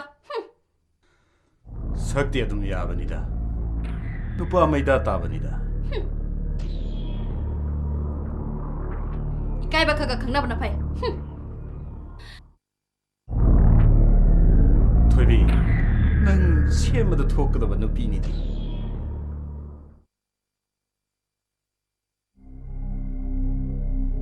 ꯅꯆꯦꯗꯨ ꯍꯧꯖꯤꯛꯐꯥꯎ ꯍꯜꯂꯛꯇ꯭ꯔꯤꯕꯁꯤꯕꯨ ꯀꯗꯥꯏ ꯀꯗꯥꯏ ꯆꯠꯀꯅꯤ ꯍꯥꯏꯔꯝꯕꯒꯦ ꯈꯪꯗꯦ ꯀꯩꯊꯦꯜꯗ ꯂꯪ ꯂꯧꯔꯨꯅꯤ ꯍꯥꯏꯔꯝꯕꯅꯦ ꯑꯇꯩ ꯑꯇꯣꯞꯄꯗꯤ ꯍꯥꯏꯔꯝꯗꯦ ꯍꯩꯁ ꯌꯦ ꯊꯪꯕ ꯄꯥꯝꯕꯣꯝ ꯑꯁꯤꯅ ꯑꯁꯨꯛ ꯌꯥꯝ ꯇꯣꯏꯅ ꯆꯣꯡꯉꯤꯕꯁꯤꯅ ꯀꯔꯤꯒꯤꯅꯣ ꯂꯥꯛꯆꯔꯅꯤ ꯇꯩꯃ ꯏꯁꯣꯔ ꯏꯕꯨꯡꯉꯣ ꯐꯠꯇ ꯅꯨꯡꯗꯗꯗꯤ ꯊꯣꯛꯍꯟꯕꯤꯒꯅꯨ ꯂꯥꯛꯆꯔꯅꯤ ꯇꯩꯃ ꯅꯍꯥꯟꯁꯨ ꯂꯝꯈꯥꯏꯗ ꯒꯥꯔꯤ ꯌꯥꯗꯦꯅ ꯊꯦꯡꯅ ꯍꯜꯂꯛꯏꯗꯨꯗꯤ ꯅꯪ ꯇꯥ ꯈꯣꯏꯗꯨꯝ ꯍꯧꯔꯒ ꯑꯁ꯭ꯋꯥꯏꯐꯥꯎꯗꯪ ꯌꯦꯡꯒꯦꯔꯥ ꯍꯣꯏ ꯏꯃꯥ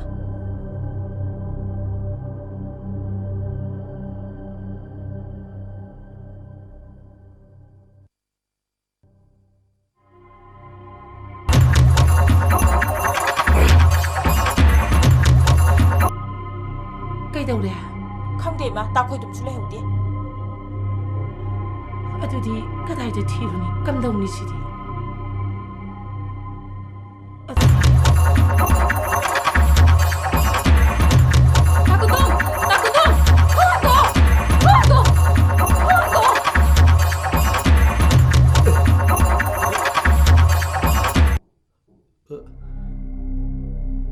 ꯀꯩꯗꯧꯔꯒꯦ ꯑꯩꯕꯨ ꯑꯝꯇ ꯀꯟꯕꯤꯌꯨ ꯀꯩꯗꯧꯔꯒꯦꯕ ꯑꯁ ꯍꯟꯗꯛꯇꯤꯅꯦ ꯑꯩꯁꯦ ꯗꯥꯎ ꯌꯥꯝ ꯌꯥꯗꯦ ꯉꯁꯤꯁꯨ ꯅꯪꯅ ꯂꯣꯏ ꯈꯣꯛꯑꯦꯗꯅ ꯇꯜꯂꯦ ꯑꯩ ꯃꯇꯨꯡꯗ ꯁꯥꯟꯅꯒꯗꯕꯕꯨ ꯑꯩ ꯌꯥꯝ ꯀꯤꯖꯩ ꯀꯩꯁꯨ ꯇꯧꯔꯣꯏꯁꯤ ꯀꯤꯖꯩ ꯄꯥꯈꯠꯀꯅꯣꯕ ꯑꯩ ꯌꯥꯝ ꯀꯤꯖꯩ ꯆꯪꯁꯤꯜꯂꯨꯁꯤ ꯂꯥꯛꯑꯣ ꯁꯤ ꯂꯥꯛꯑꯣ Hey!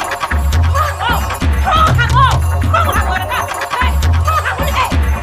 Thong chứ không phải là kì! Thong hạng ô! Thong hạng ô là cả! Hey! Không phải gì không? Hey! Thong hạng ô đi! Hey! Thằng kia mấy nào phải bị ta kì! Thong hạng ô hay bên đây! Thong hạng ô đi!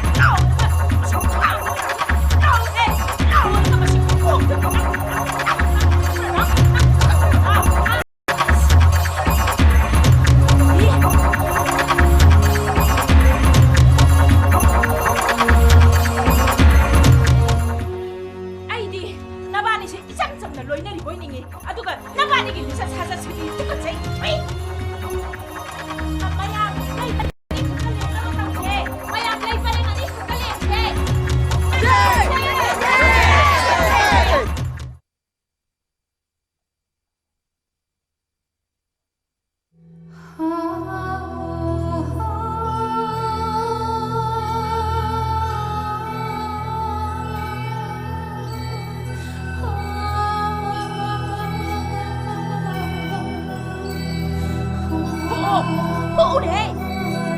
Hô ra kìa! Hô lên bên đây tụi cô!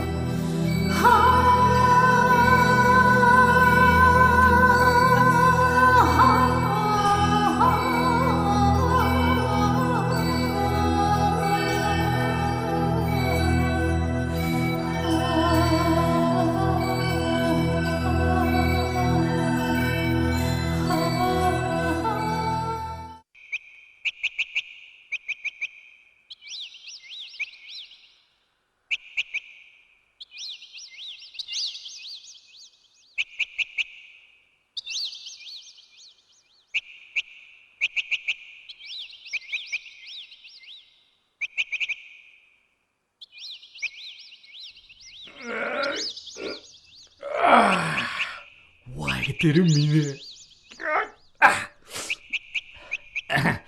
나한가이나 낭나 tumin 라가 타복 수비란바. 고로버지 파에? 비비고 고로버지 파이고. 파이에바. 장고.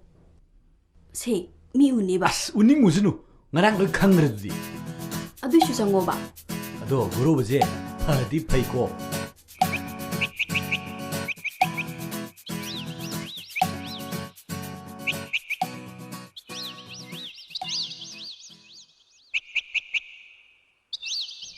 Abhinav, Sango. Imadi na ba khar phawraba. Phi si lere, ai jalage. Oh, nang shoi ba jinaribra. Mayam mamangda nang shui kai re sira. Jingna ba habna kari, jingna ta ba habna kari. Khana nuba. Bhaja ngam no ba. Imado, khar siksina lemino ko. Kana imano, ai jalage.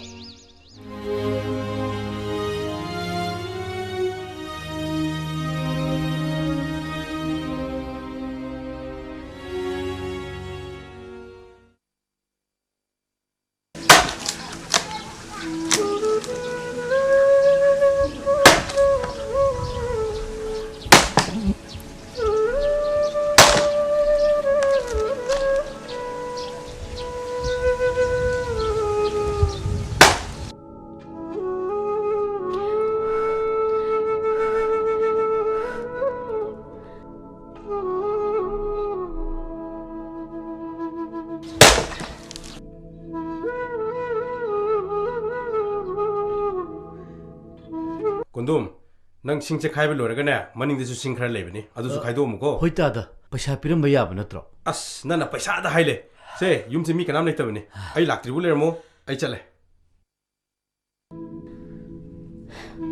ꯀꯩꯗꯧꯔꯖꯥꯠꯅꯣꯅꯦ ꯅꯍꯥꯟꯒꯩꯗꯤ ꯍꯜꯂꯛꯄ ꯃꯇꯝ ꯌꯧꯔꯕꯅꯦ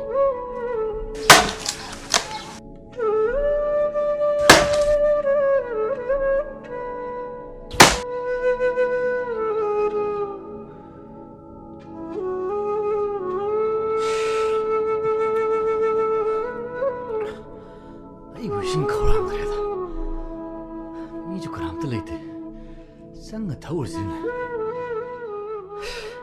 후라레드나 뭐 하이락드나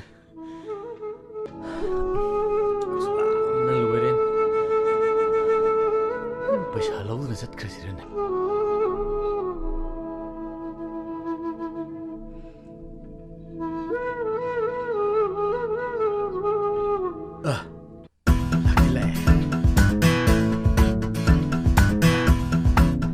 다다 아이샬라게 잉게 사이dik 다들 ngajarin थबक्ति लोरबो लोइरे दादा अदुनने माइबम दुकानदगिने अंगों मयोमनि कग्रोम होय दादा अदो इसिंगिदा थाकिगे याम खौरांगे आइगिदो हल्लरोमुने चो थुन चलो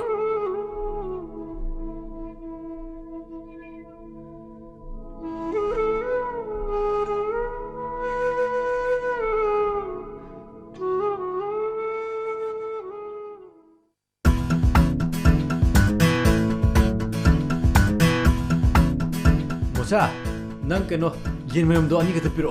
건dom란디 난 누비 마상 파자드나 하오 기절 말레다.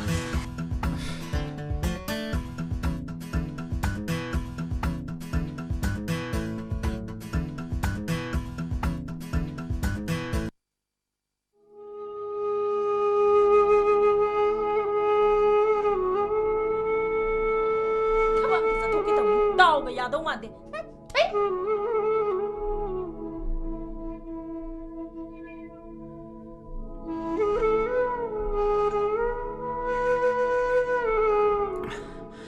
시부, 어떤 만이 훔자 투어지라네.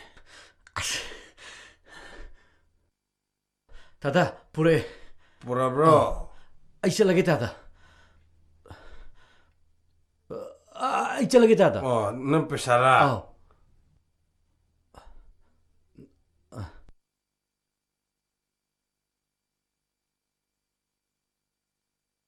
하이행 수물라 코코.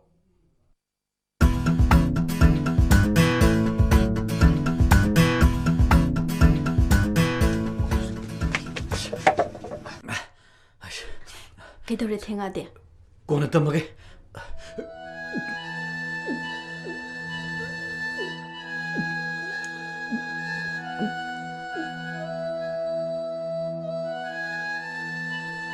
지어되게든 바래.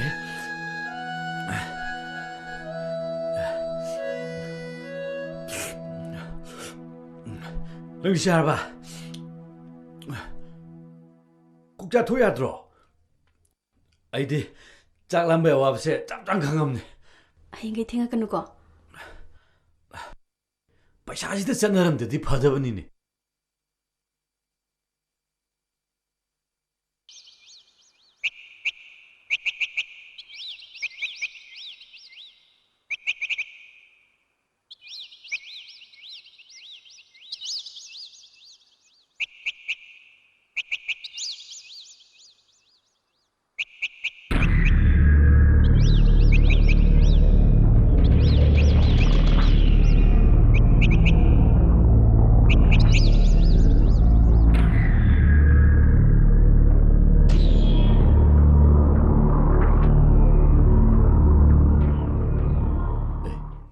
여러분들이네.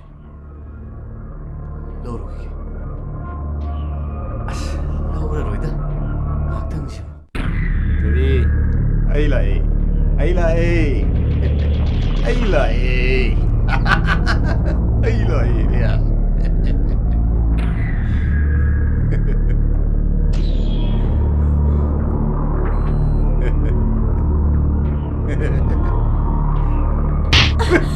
부이래. 부이래. 방금 부이.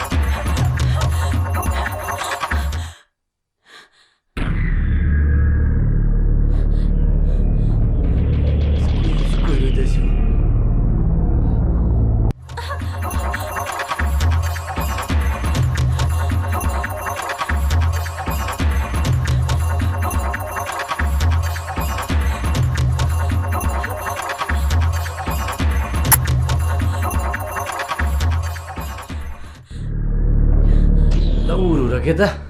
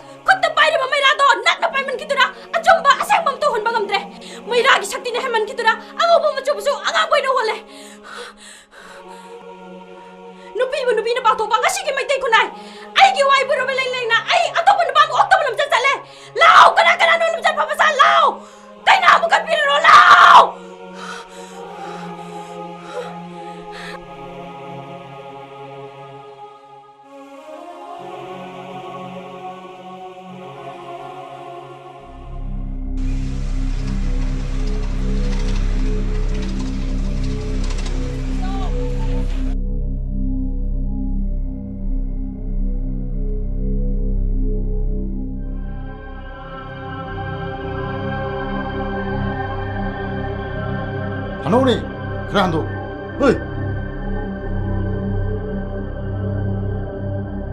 시라 파우세 시레람남 헬리세 마세 이티티네 지 가린 됐다 가리 잡고 저저저저저저저 시 마시 깐셀로 마시 깐셀로 시 마시 누피데 담 쪼거든 근데 깐셀로 시 마시 데즈라 깐나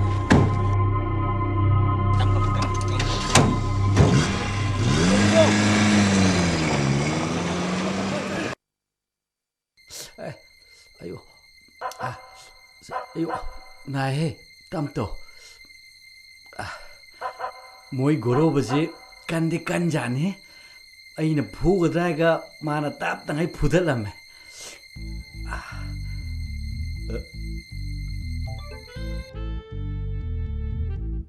그이노 누구문에 잉레이도 뭐.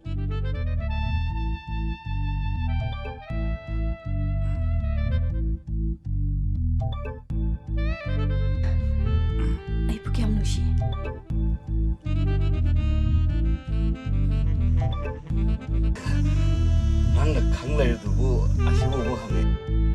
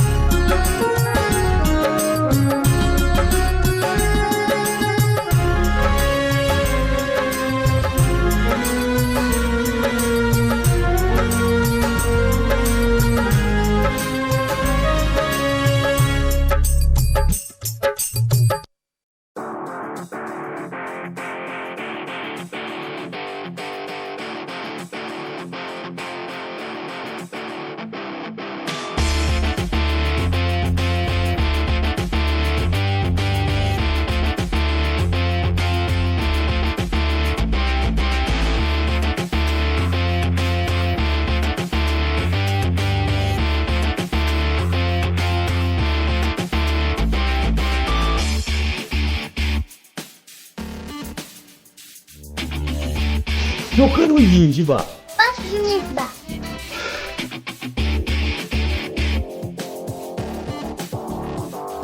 조카로 인지봐. 지붕이시봐. 조카로 인지 있는 게 봐. 나는 이거 좀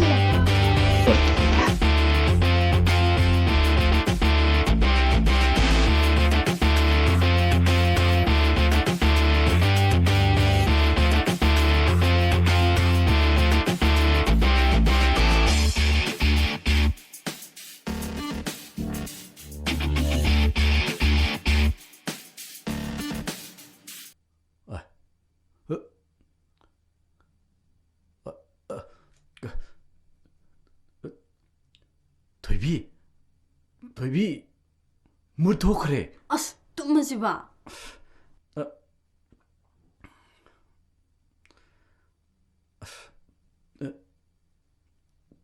뚱모라게다.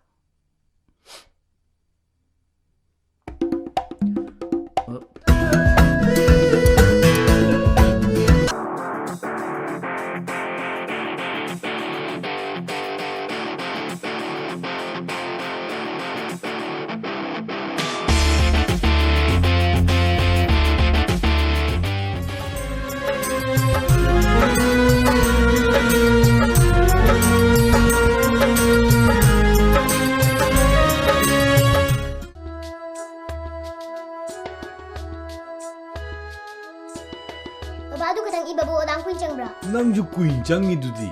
Se, pasan ni se.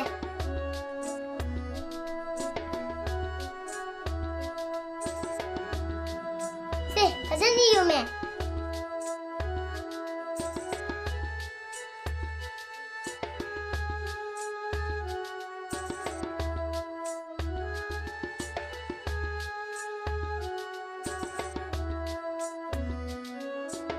Se, pasan ni se.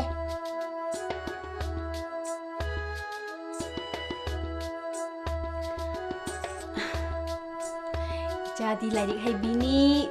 ꯑꯗꯨꯕꯨꯗꯤ ꯑꯩꯒꯤ ꯏꯆꯥꯅꯤꯗꯅ ꯃꯁꯤꯒꯤꯗꯤ ꯂꯥꯏꯔꯤꯛ ꯇꯧꯕꯁꯦ ꯁ꯭ꯋꯥꯏꯗ ꯂꯣꯏꯁꯤꯜꯂꯁꯤ ꯑꯩ ꯍꯌꯦꯡꯒꯤ ꯁꯦꯝꯒ ꯌꯨꯕꯤꯒ ꯂꯩꯔꯨꯒꯤꯒꯦ Gula kok tani kita yaubiro. ꯑꯥꯎ Mama, isi sourasira. Source la.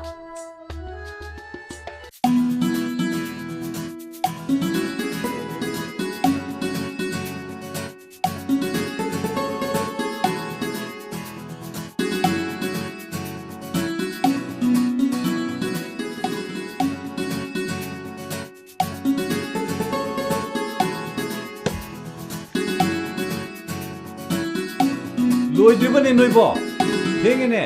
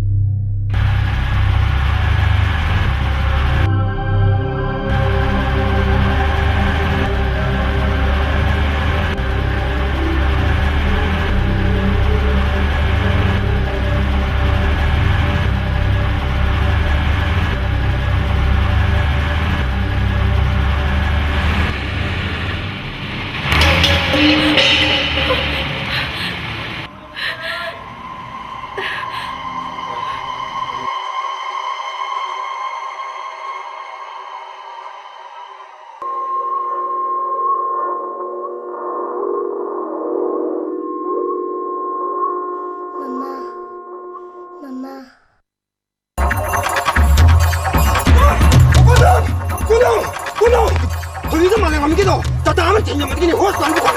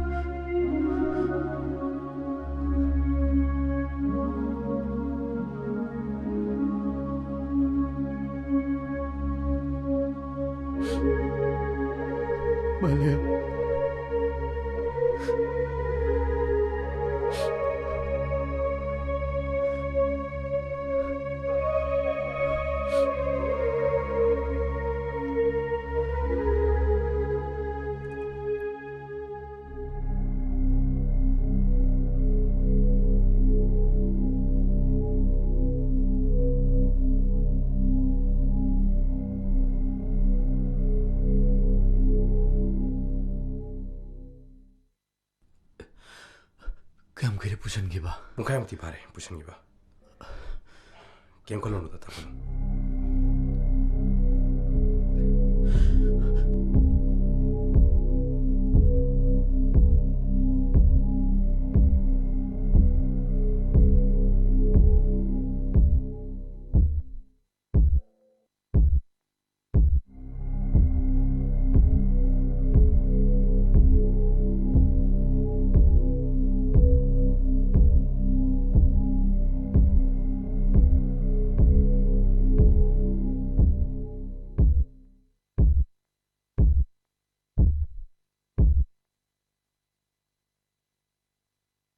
Doctor, I'm sorry.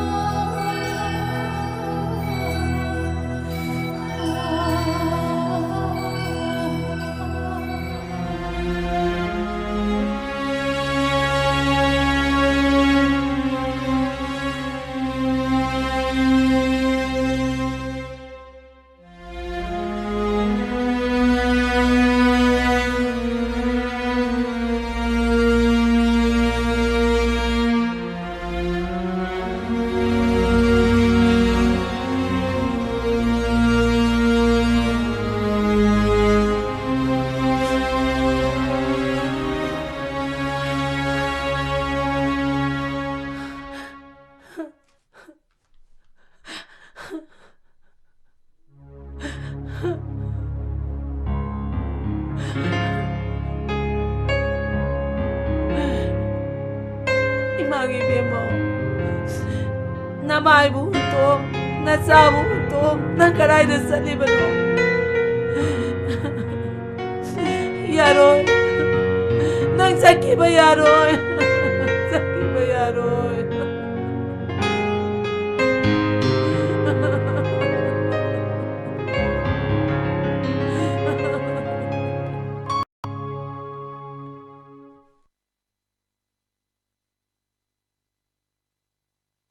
Mama. Mama. Mama.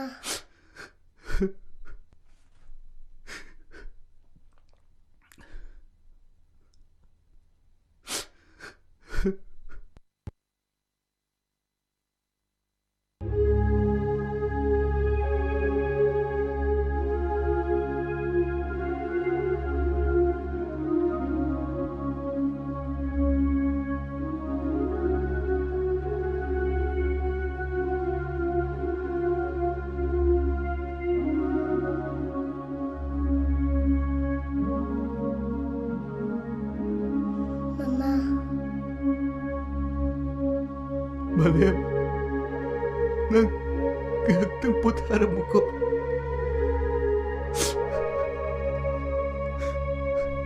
Ay, mamagi natin chalukike. Pabalag.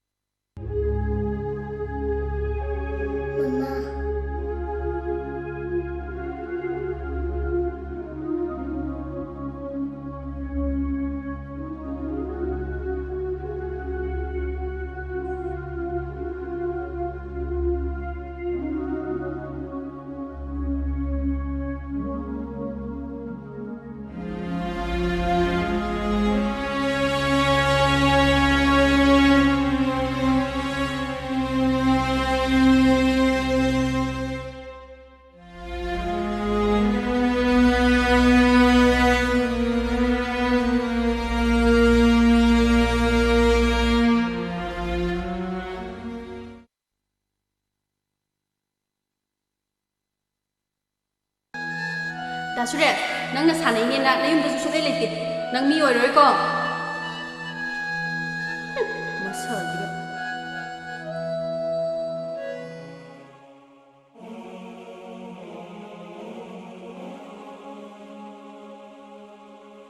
Hayeng mana asengba khangadi kamdauba. Ay bhap tadre ma. Nang lana di lawganu. Isudo matam khara aigi laiminagedana. Aiga sum laiminarageda. Phare phare nangna yadrabanina. Haujing ma kaisu thoidokpadi tahoudraba natra. Kaisu tawde. Adui ma ai amuk chatlage.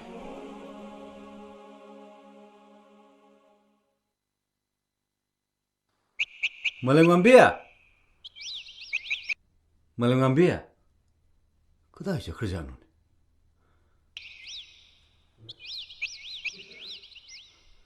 Kai chakhrjanu.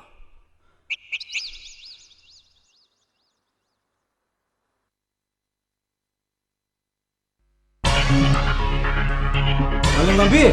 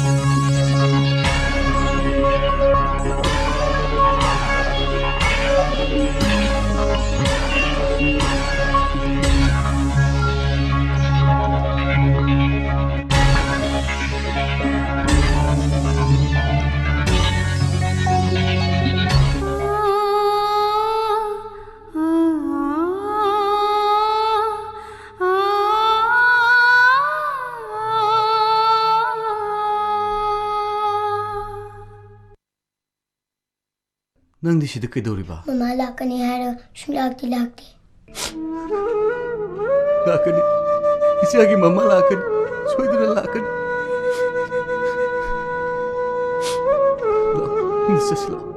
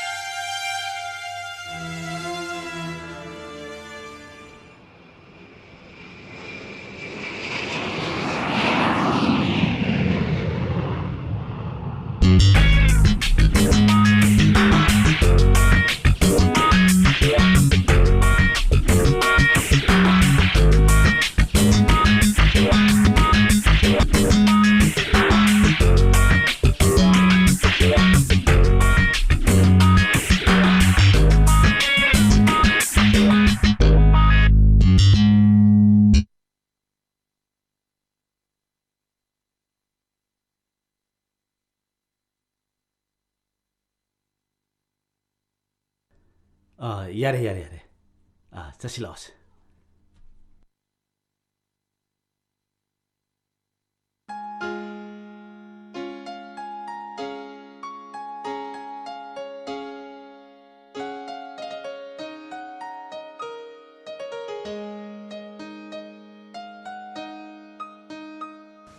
마, 넌기 저니디 검도리. 아두 너기 아기 항호리고 타부터디 까나는 사스부리. ꯑꯩꯅ ꯑꯥꯗ ꯂꯩꯕ ꯃꯩꯇꯩ ꯃꯆꯥ ꯑꯃ ꯑꯩꯈꯣꯏꯒꯤ managing ꯗꯤꯔꯦꯛꯇꯔꯗ introduce ꯇꯧꯔꯝꯃꯦ ꯃꯥꯁꯨ ꯑꯗꯨꯝ qualified ꯑꯣꯏꯕ ꯃꯤꯅꯦ 이파디 ꯅꯪ ꯂꯥꯛꯑꯒ 이파기 스쿨ꯁꯦ ꯅꯪꯉꯣꯟꯗ ꯄꯨꯍꯟꯒꯦꯅ ꯈꯟꯕꯅꯤ ꯑꯗꯨꯕꯨ ꯅꯈꯣꯏꯒꯤ ꯑꯍꯣꯛꯇꯨꯅ 아다 ꯂꯥꯛꯇꯕ ꯌꯥꯗꯦ 아다ꯁꯨ ꯃꯤꯌꯥꯝꯒꯤ ꯁꯦꯕꯥ ꯇꯧꯕ ꯌꯥꯏ ꯑꯗꯨꯝ ꯍꯥꯏꯔꯤꯅꯤ ꯑꯩꯒꯤꯗꯤ ꯌꯥꯏꯗ ꯕꯕꯥ ꯈꯨꯡꯒꯪꯒꯤ ꯑꯉꯥꯡꯁꯤꯡꯒꯤ ꯑꯣꯏꯕ ꯑꯅꯧꯕ ꯑꯦꯛꯁꯄꯤꯔꯤꯌꯦꯟꯁꯁꯨ ꯇꯥꯅꯤꯡꯉꯦ ꯂꯝꯁꯥꯡ ꯂꯥꯛꯄꯒꯤ ꯋꯥꯔꯝꯃꯅꯤ ꯏꯕꯦꯝꯃ ꯃꯣꯏ ꯕꯥꯁꯨ ꯄꯣꯊꯥꯕꯤꯔꯨꯔꯣ ꯑꯗꯨꯗꯤ 이베마 ꯅꯪ ꯄꯣꯊꯥꯔꯣꯀꯣ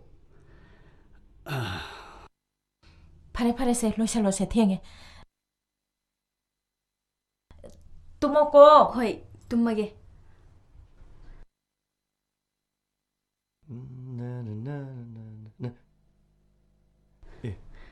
ꯀꯩꯗꯧꯔꯦ ꯉꯔꯥꯡ 에어ꯄꯣꯔꯠꯇ ꯂꯥꯛꯇ꯭ꯔꯗꯤ ꯁꯣꯔꯤ ꯍꯥꯏꯕꯅꯤ ꯃꯇꯝꯒꯁꯦ ꯌꯥꯝ ꯆꯤꯜꯂꯕꯩ ꯋꯥꯅꯤꯅꯦ ꯒꯥꯔꯤ ꯐꯔꯛꯇ ꯇꯧꯅꯤ ꯑꯩ ꯊꯣꯔꯛꯀꯅꯤꯗꯤ ꯈꯪꯕ꯭ꯔꯥ ꯑꯁ 시디 ꯌꯥꯝ ꯅꯨꯡꯉꯥꯏꯔꯣꯏꯗꯣꯔꯤꯅ ꯅꯨꯡꯉꯥꯏꯇꯕꯗꯤ ꯀꯩꯅꯣ 시디 ꯐꯖ ꯍꯧꯔꯦ ꯍꯦ ꯍꯧꯗꯕꯗꯤ ꯀꯩꯅꯣ I'm sorry I'm sorry It's okay ꯂꯥꯎ ꯑꯁꯥꯏ ꯄꯨꯁꯨ ꯂꯥꯎ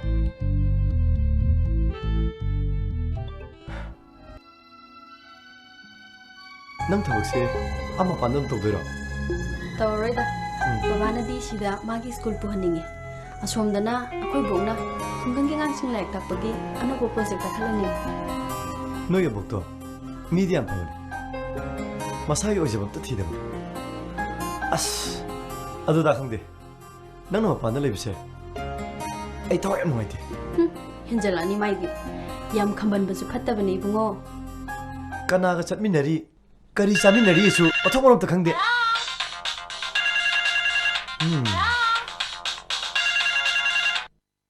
Hello? Oh, fine. I have reached here safely. Okay, bye-bye. 그나의 폰은? 누파는 필요? 시주 찍나브라? 누파네. 이만하바네. 여우러브라 한각바네.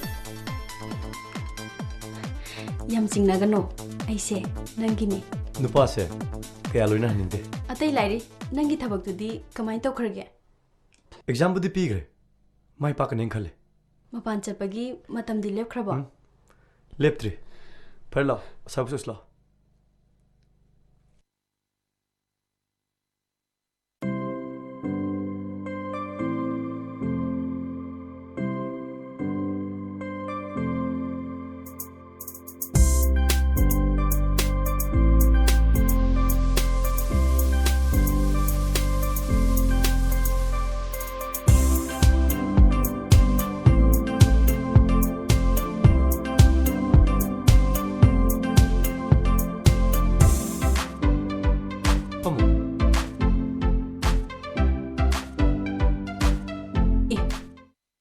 ꯀꯩꯅꯣ ꯇꯧꯏꯁꯤꯕꯣ ꯃꯩꯁꯤꯕꯨ ꯁꯤꯗ ꯍꯦꯟꯅ ꯉꯥꯟꯅ ꯊꯥꯟꯕ ꯌꯥꯗꯖꯥꯠꯂꯣ ꯃꯩ ꯊꯥꯜꯂꯛꯑꯣ ꯌꯥꯔꯅꯤ ꯃꯨꯊꯠꯄꯤꯔꯣ ꯅꯪꯁꯤꯗꯤ ꯑꯣꯟꯊꯣꯛ ꯐꯔꯛ ꯇꯥꯈ꯭ꯔꯦ ꯀꯩꯅꯣ ꯐꯔꯛꯑꯕꯣ ꯑꯁ ꯍꯧꯔꯦꯅꯦ ꯇꯧꯔꯤꯁꯦ ꯃꯩ ꯊꯥꯜꯂꯛꯑꯣ ꯌꯥꯅꯤꯌꯦ ꯃꯨꯊꯠꯄꯤꯔꯣ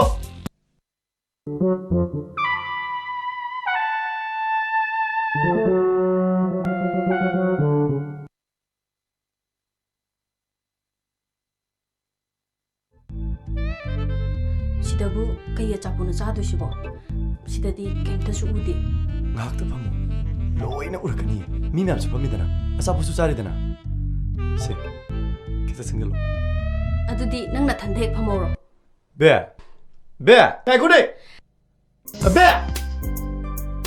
be ko me kai ko ga be 삼비 얼수 그러러 눈좀 열어서 좀 살담이네 nangna chaabada haile 에 레스토랑에서 자범 넣더디 그이도 범노 wari shu chaabdi yaidana 야이니 아도 머리 차오다 많이 못할래 또 그이기노 봐 asidi noirodori sas ka loi mangi 그이 봐 kai mai de saslo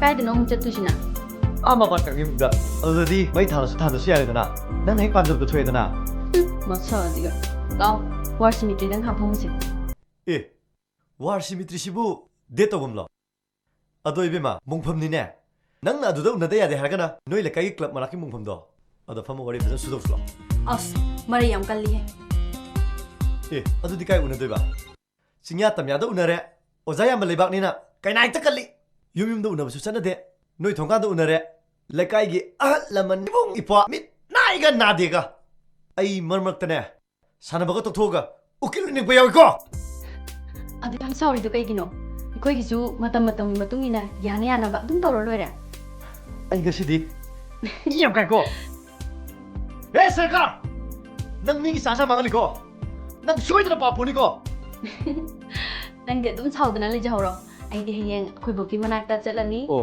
ꯍꯌꯦꯡꯗꯒꯤ ꯑꯗꯨꯗꯤ ꯑꯩ ꯍꯜꯂꯛꯑꯒ ꯑꯥꯗ ꯑꯗꯨꯝ ꯎꯅ ꯌꯥꯔꯦꯗꯅ ꯑꯥꯗꯁꯨ ꯁꯤꯒꯨꯝꯕ ꯔꯦꯁꯇꯨꯔꯦꯟ ꯂꯩꯕ꯭ꯔꯥ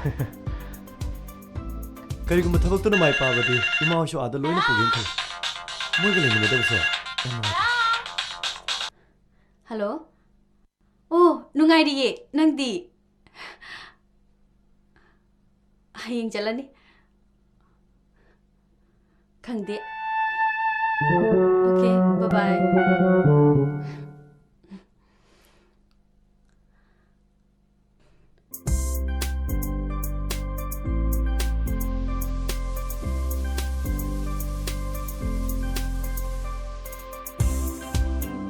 보너네 능 우보다 하나 올라오던데 이게 뭐 이런 뜻이야 뭐 뭐야 이제 하이백 갈리 무시디 핵 여보가 좀 내가 하는 짠데 낭수 아들 레훈나바 낭기 까다 공부도 떠라브라 레오로 수자이다 마사시가 라라라라 자부터 부가도 내면면 그렇게 셀고 호이 바바 मफमसी तसेंगना फजे नबोक्तुदी हरावना लोरेदो पोनी नंग लाखपसिदा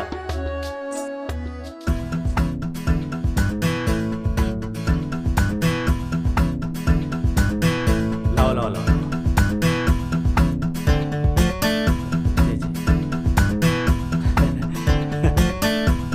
इशु लाइदना कोना ये याउदिको इशु ला ꯂꯥꯛꯄꯗꯒꯤ ꯑꯅꯥꯕꯒ ꯂꯣꯏꯅ ꯐꯒꯔꯦ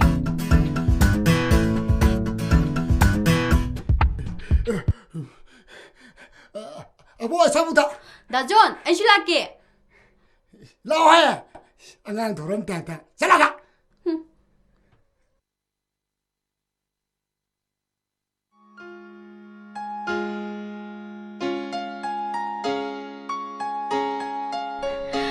ꯁꯨꯔꯦꯁ ꯑꯩꯗꯤ ꯅꯈꯣꯏꯒꯤ ꯃꯐꯝꯁꯤꯗ ꯌꯧꯔꯦ ꯃꯐꯝꯁꯤꯗ ꯅꯪ ꯂꯩꯔꯝꯃꯗꯤ ꯀꯌꯥꯗ ꯅꯨꯡꯉꯥꯏꯒꯗꯕ ꯅꯪꯒꯤ ꯁꯥꯟꯅꯕꯗꯣ ꯃꯥꯏ ꯄꯥꯛꯄ ꯑꯣꯏꯗꯨꯅ ꯑꯩꯒꯤ ꯅꯥꯛꯇ ꯌꯥꯝ ꯊꯨꯅ ꯂꯥꯛꯑꯣ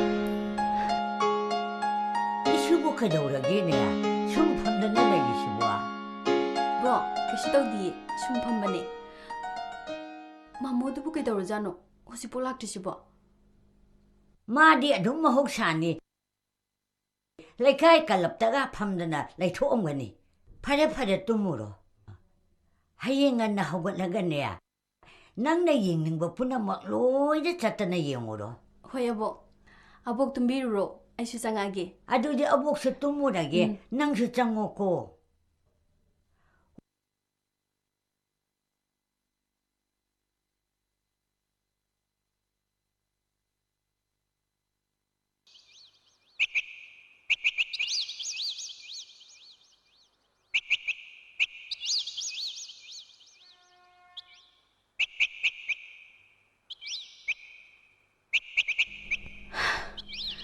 ꯀꯌꯥꯗ ꯐꯖꯈ꯭ꯔꯕ ꯃꯐꯝꯅꯣ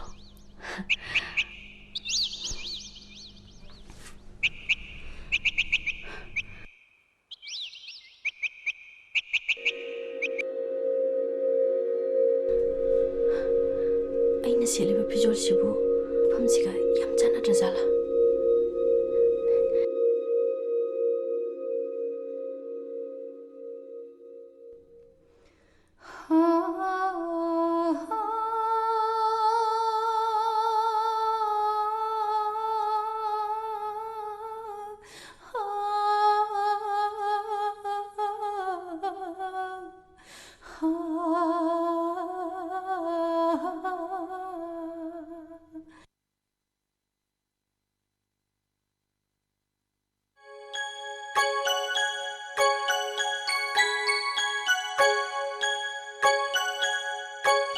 ꯂꯥꯏꯔꯦꯟꯕꯤ ꯑꯩꯈꯣꯏ ꯃꯃꯥꯅ ꯐꯍꯜꯂꯣ ꯃꯃꯥ ꯎꯗꯕ ꯌꯥꯝ ꯀꯨꯏꯔꯦ ꯕꯕꯥꯁꯨ ꯌꯥꯝ ꯀꯞꯄꯤ ꯑꯩꯁꯨ ꯀꯞꯄꯤ ꯃꯃꯥꯅ ꯐꯍꯜꯂꯣ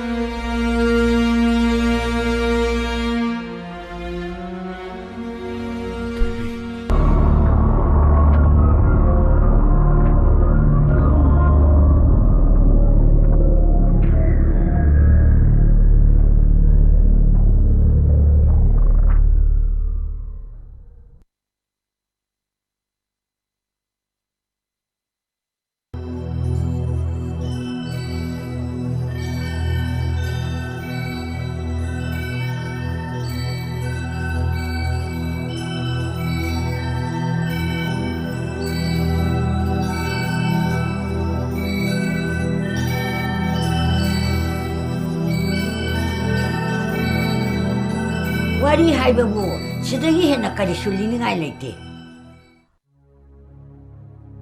마부 뽑기 마마도 나버 파라가 할락가니 하이다나 아둥 하이다나 레이리 마복기 만학다 레헨나버디 칸나다바 잘라 마두슈 마차 거버니나 하독닝어모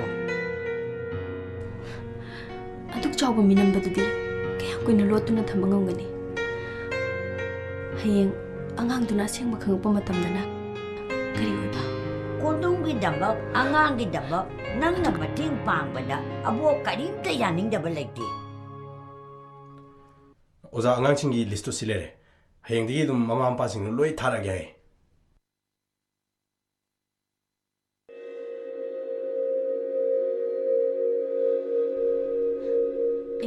kondu moigi angang malengan bidi yaudena angangdo wa amta ngang gitri oza mapadi unarame lakani harappa natra amtanga hairo laktaba yade habirusu re oza dudi ai mu chachaw bo chalage ko chalo chalo ibungo angangsa hauraji ko taibang pansida taibang mapunatana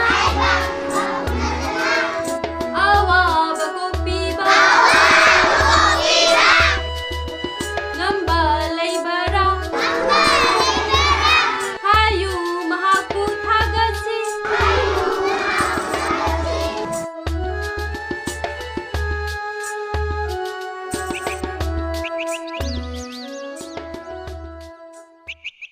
angangsa ngaktangai koko malengan bidik मादी लारोय किदौरे नहान ओजा लांब नुमित्तुदगी चाव थौ हायबा मत याद्रे ऐ कइनता हाइजगेबा करी हाबिगदबा ऐबु लाना लौबिनो ओजा मफम सिदा कयम कुइने लेबिगिदोइनो मतम खरदी लेगी के खले किदौरे ओजा यारगदी मफम से थादोक्तुना खर थुना चटपिखो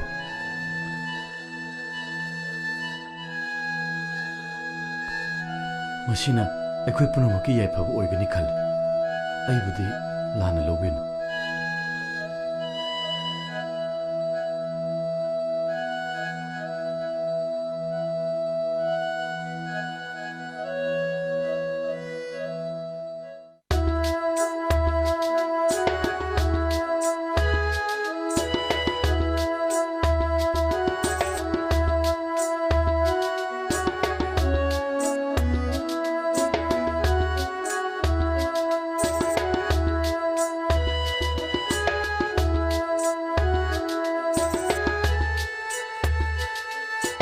angangsa sigi dilu silasigo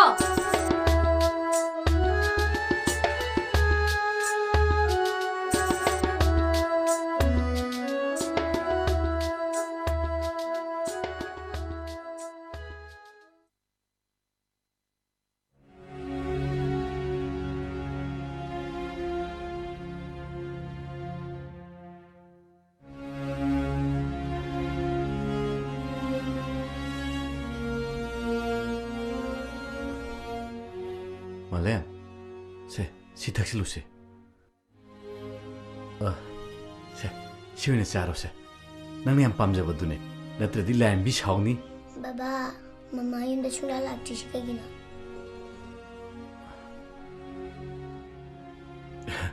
लाकनी ममा सोई लाकनी अय सिदकी नमते लौगे को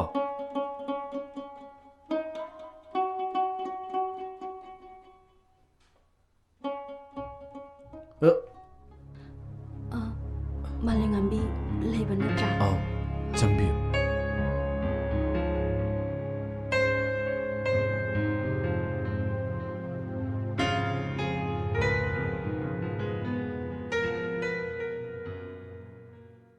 malengan bi ai lai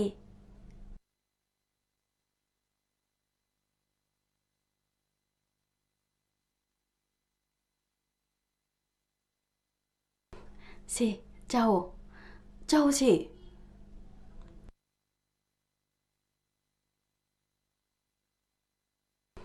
ꯁꯦ ꯆꯥꯎꯑꯣ ꯆꯥꯎ ꯁꯦ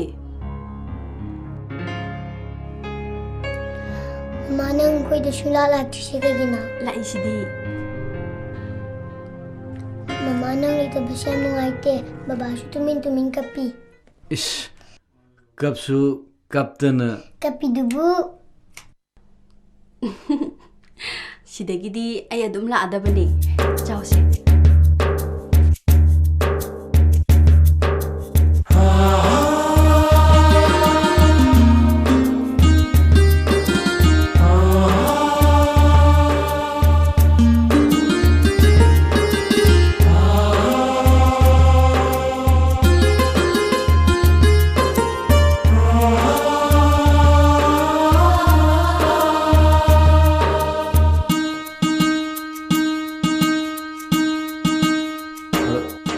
चा सेमके यानी सेम्बिरोनु लाओ से पथार लाओ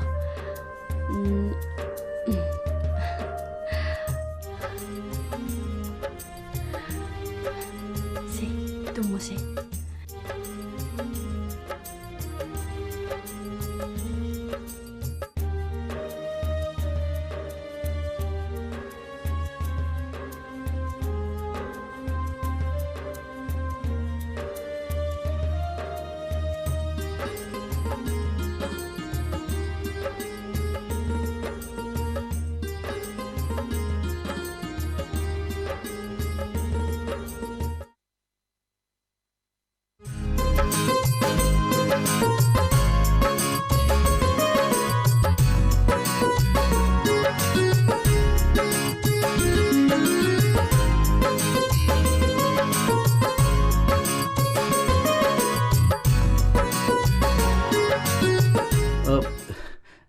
चामना लेरमद्रे आई अमत लेजिरुक यानी नोंम मतांग चाबमदा थक्चरगे आई मु चचरगे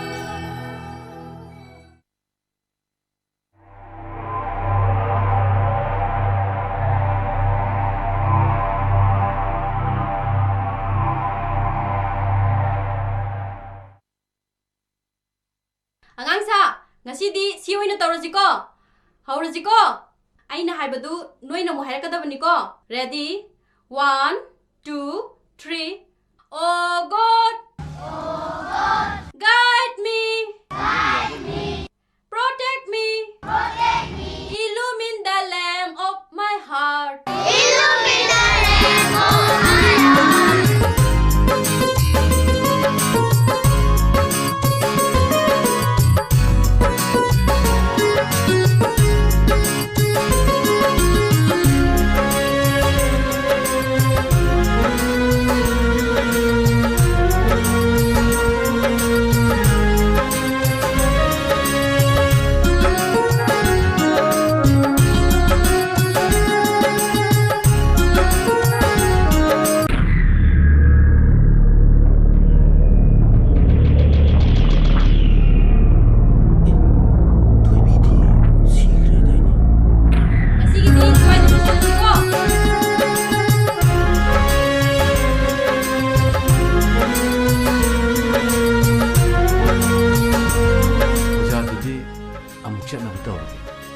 ꯑꯉꯥꯡꯁꯦ ꯑꯩꯒ ꯂꯥꯛꯃꯤꯟꯅꯖꯔꯒꯦ ꯍꯣꯏ ꯂꯥꯎ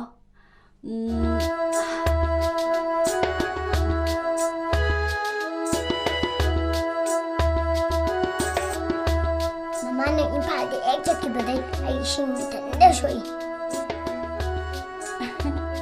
ꯆꯥꯛꯇꯤ ꯊꯣꯡꯕ꯭ꯔꯥ ꯊꯣꯡꯒꯦ ꯇꯧꯕꯅꯦ ꯑꯗꯣ ꯆꯐꯨ ꯊꯥꯡꯒꯠꯅꯤꯡꯗꯦ ꯑꯩꯈꯣꯏ ꯕꯕꯥꯅ ꯊꯣꯡꯕꯁꯦ ꯌꯥꯝ ꯍꯥꯎꯇꯦ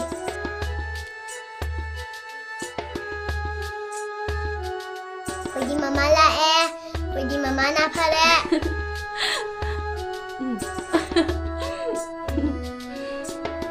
ꯑꯗꯨꯗꯤ ꯑꯩꯈꯣꯏ ꯑꯣꯖꯥꯅꯤꯅꯦ ꯅꯣꯏ ꯃꯥꯗꯤ ꯁꯤꯈ꯭ꯔꯦ ꯑꯗꯨꯗꯤ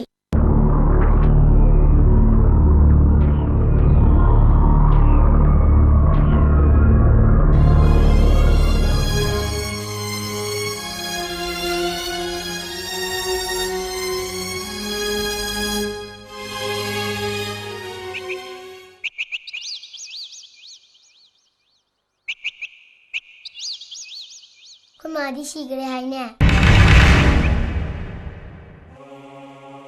ꯀꯅꯥꯅ ꯍꯥꯏꯔꯤꯕ ꯅꯪ ꯑꯩ ꯃꯃꯥ ꯅꯠꯇꯦ ꯍꯥꯏꯁꯤ ꯆꯨꯝꯕ꯭ꯔꯥ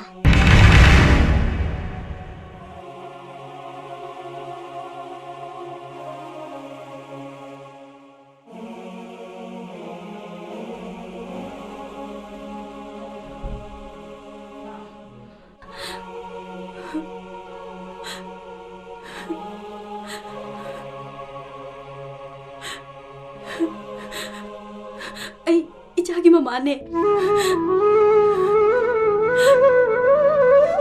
ꯃꯃꯥ ꯂꯥꯁꯤꯗꯤ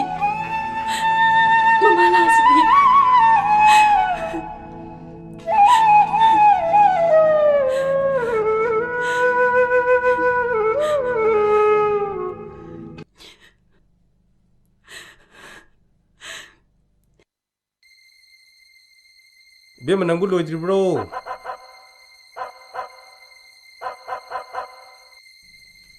Angangi tunggrabra. ꯇꯨꯝꯈ꯭ꯔꯦ ꯃꯥꯃꯣ ꯇꯥꯃꯣ ꯑꯣꯖꯥ ꯑꯗꯨꯗꯤ ꯑꯩ ꯑꯃꯨꯛ ꯂꯩꯖꯍꯧꯔꯒꯦ ꯑꯩꯕꯨ ꯑꯁꯦꯡꯕ ꯅꯆꯟꯃꯛꯅꯤ ꯈꯟꯕꯤꯔꯕꯗꯤ ꯇꯥ ꯀꯣꯟꯗꯨꯝ ꯑꯩꯉꯣꯟꯗ ꯑꯣꯖꯥ ꯀꯧꯕꯤꯔꯛꯀꯅꯨ Adudi kondum akhoi amuk chatlage ko. Hayeng amuk lakpa haiduni. ꯑꯥꯎ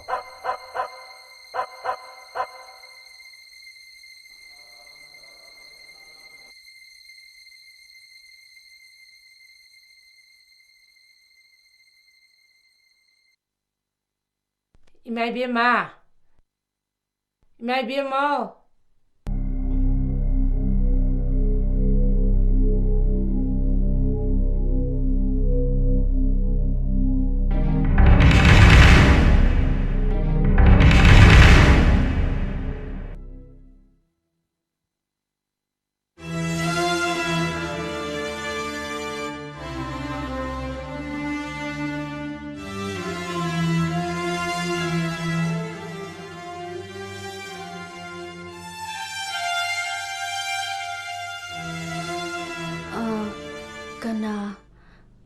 ꯀꯅꯥ ꯍꯪꯕꯤꯕꯅꯣ ꯁꯣꯝꯗ ꯀꯥꯈꯠꯄꯤꯔꯣ Ibema.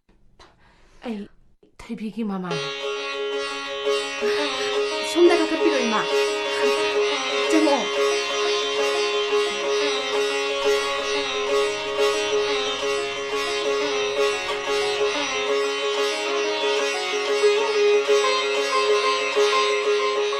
ꯏꯆꯥ ꯃꯥꯟꯕꯤ ꯏꯕꯦꯝꯃ 이마부 까리 하이르시게 이사기 분시도 아리엠바다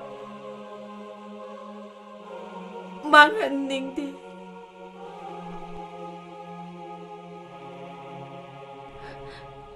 이마 ꯑꯩ ꯃꯥꯂꯦꯝꯉꯥꯟꯕꯤꯁꯦ ꯌꯥꯝꯅ ꯅꯨꯡꯁꯤ ꯑꯩ ꯃꯥꯗꯤ ꯀꯥꯏꯅꯕ ꯉꯝꯃꯣꯏ mapong khudingmakta nangumbiyase isa oina panjage ko handak mapokidi oibe yaroidro image ma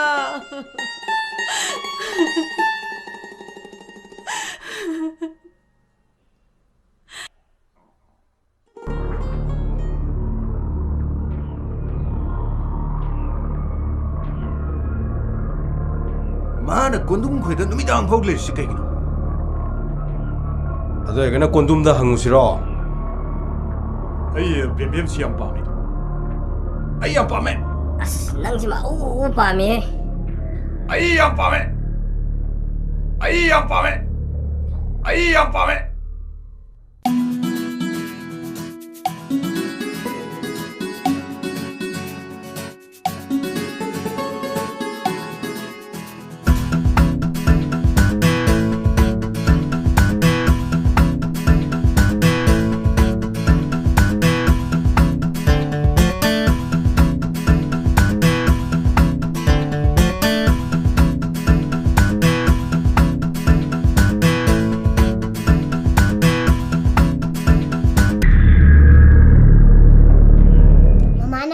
बाबा लाकमिनरो नंग वारमनी तम चलो तूनी को तम चलो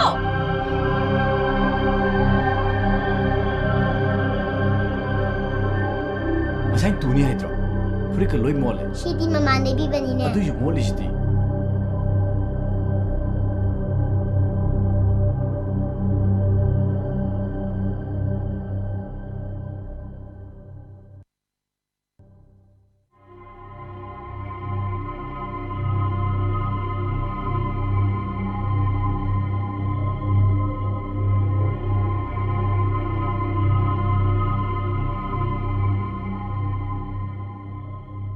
तूनी को तम चलो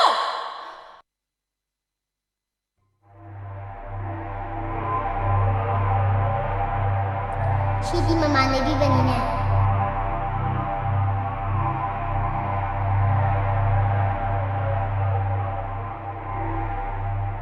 Kaino nangbo khabar da dinang na thoire batai nasa du ingam ngam da bara nangbo Keso di ma.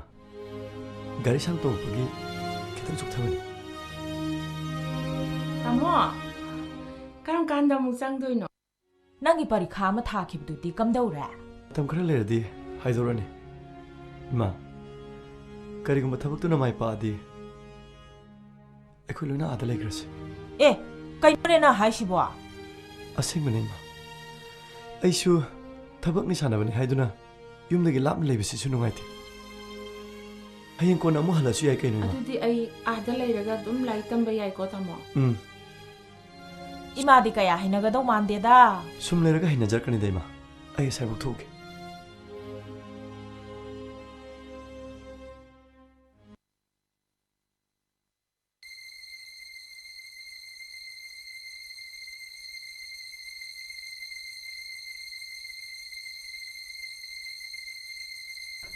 Koi mamodo khara thingakani di haibani.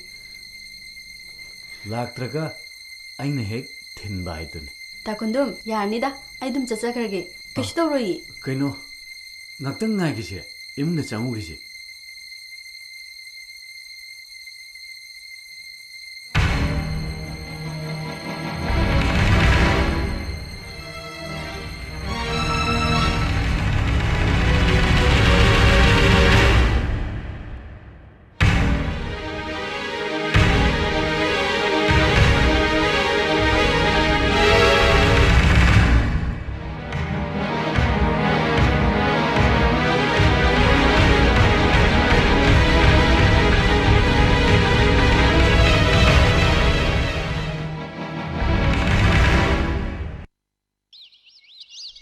어차피 맴새 도쟁 높은 눈빛네 엉앙기 like 딱고가세 pesa 치김도 술로데 말 몽시 우부드네 거기 사이 오자싱이 로이 가이네라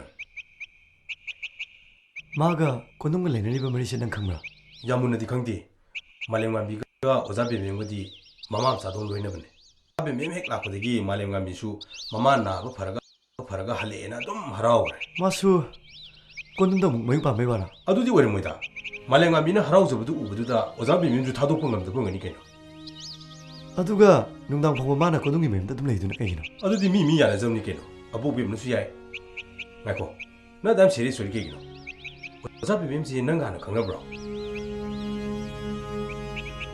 ai chalage 그러면서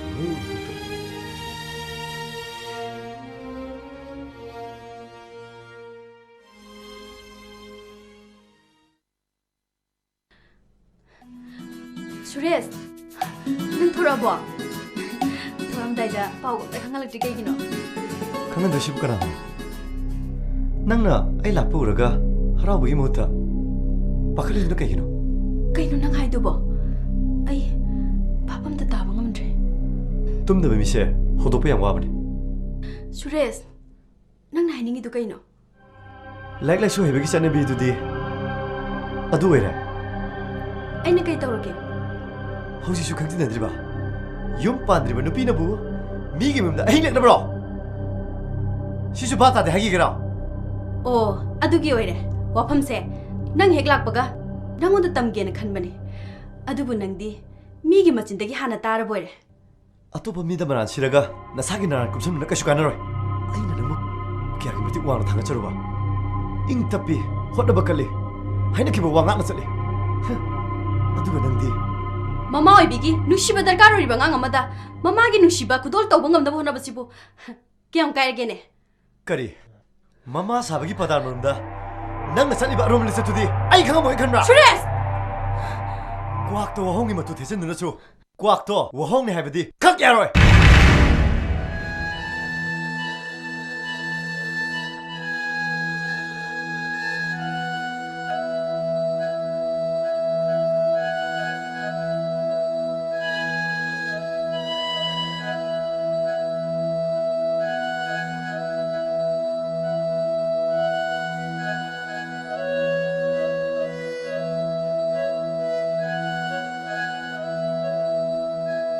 ngasi디 mama saya nupa angka kenal pani.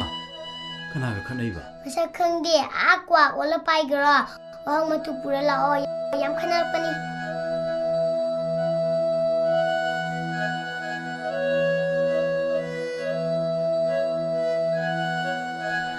Ai asai bukta thogi ge.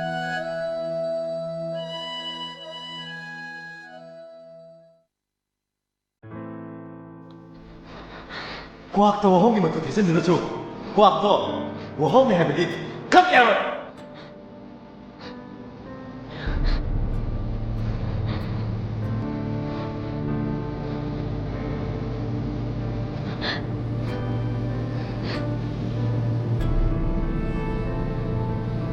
Mama cái đâu rồi?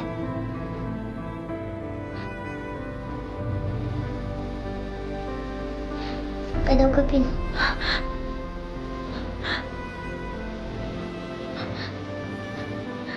Mama kasi Togi.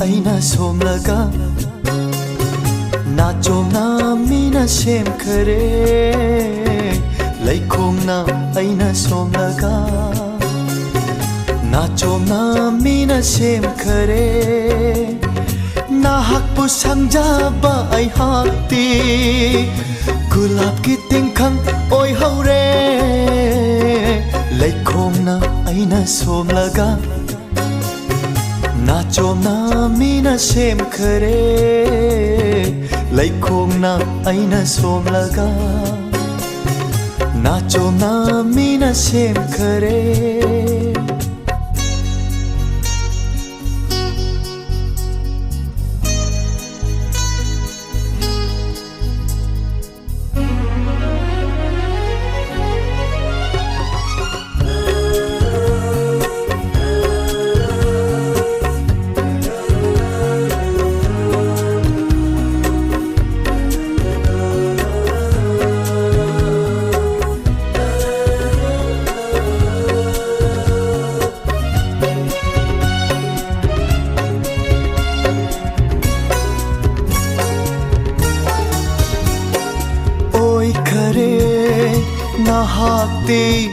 lamlandi yai phaba kanagi khongloi yenja hauba natana karisu ngam haude khamja bana pu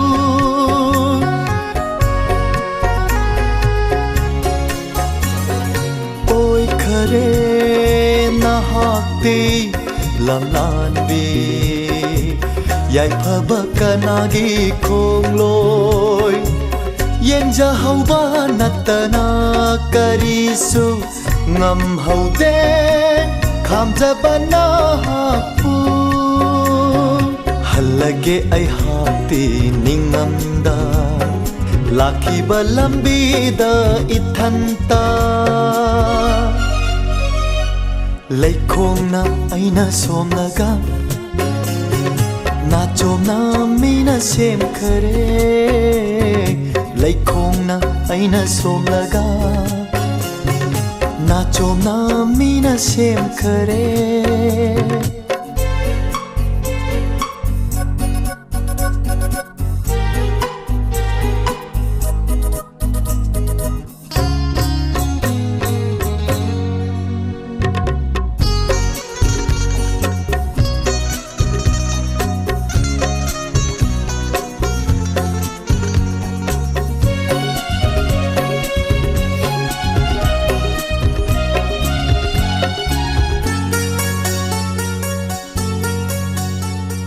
나하기 와하이 구딩다 타자루이 나학세 아이기니 아두부 와라우데 나온다 빵다바 아이타기 이랑니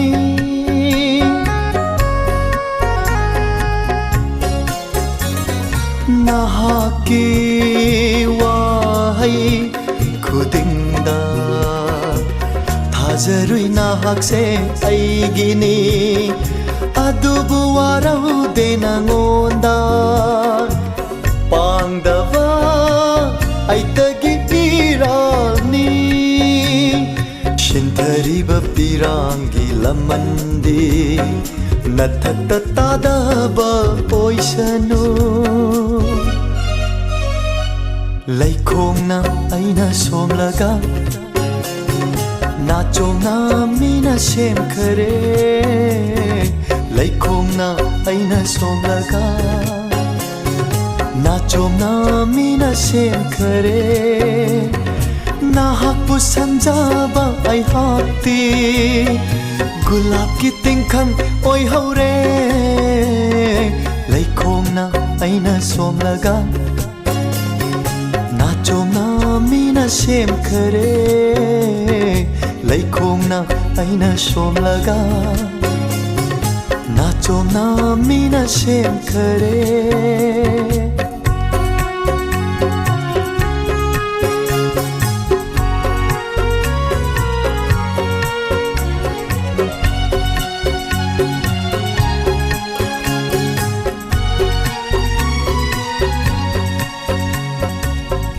Suresh, hojik nang aigi oiriba phibamse aidi sumai no heningde aina mafamsida leibase nangonda yam ayet poirabra aibu thajabidriba kaigino ai nangi bembem ne ai hojik mit pange angan mana kari ama mana kadai dele ai lokang matam amada nangi nasalgumna luna tawjakhibi thoibi gi machane aina ngasi mama ki nungsiba piribase Nangdi malengambibu nusiba macet amata phawdabra aidi angang nusidedi hagidana aduga kaigi ai patuk chingnariba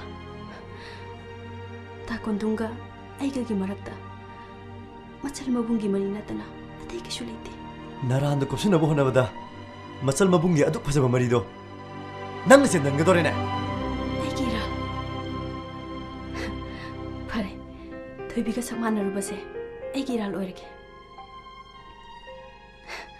adubu Suresh ai namonda di waraude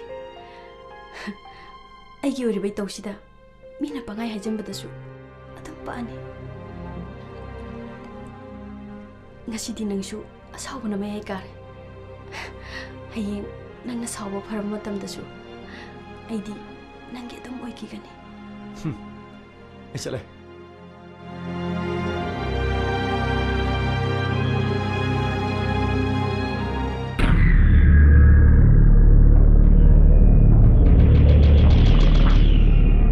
Aigiming Goroba. Aibasu private kitang tambi yadiko. Matamse yam chakholabani. Lambi lamkhang da mi thapase. Khagak pap ta na ba phai. Aigi pakhumdi oja bembem na pibidre. Private tambasi aikhoi da numida oina la tambi udana. Konung khoi da chu numidang khuding ki chali batudi.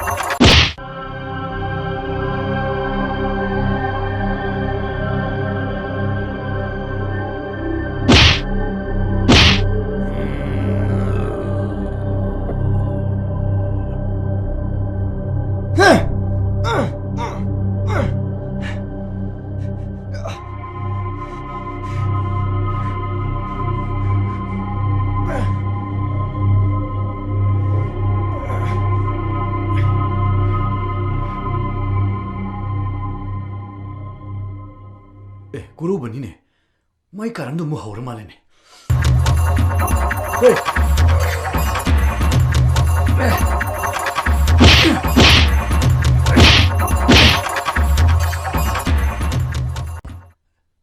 수레스.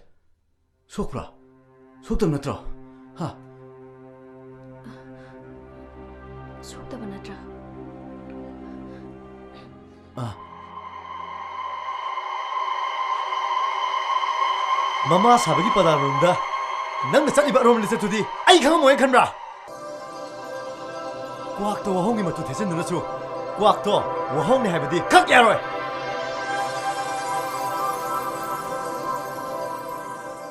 Baba, sini pas ni nahan mama kena pedok. Mama kena pedok. Noi ne ana khangna bro.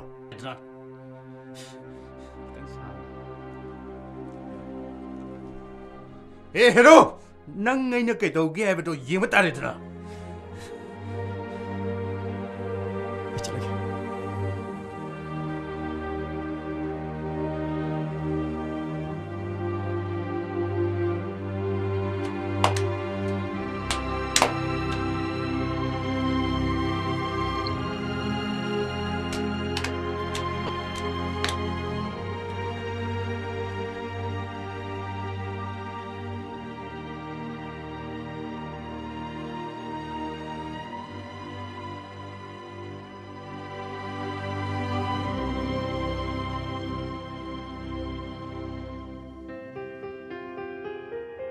Aibu nangi asimba nabung magni khanbra.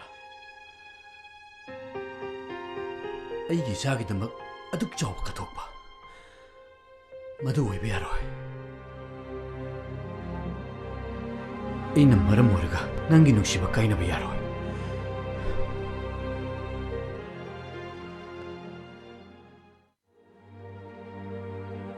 Abe, nangi awat papido.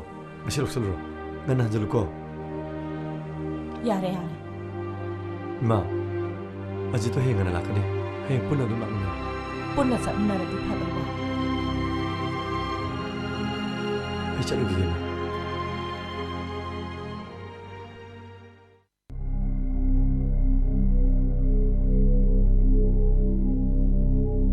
Ine! Hoi ine!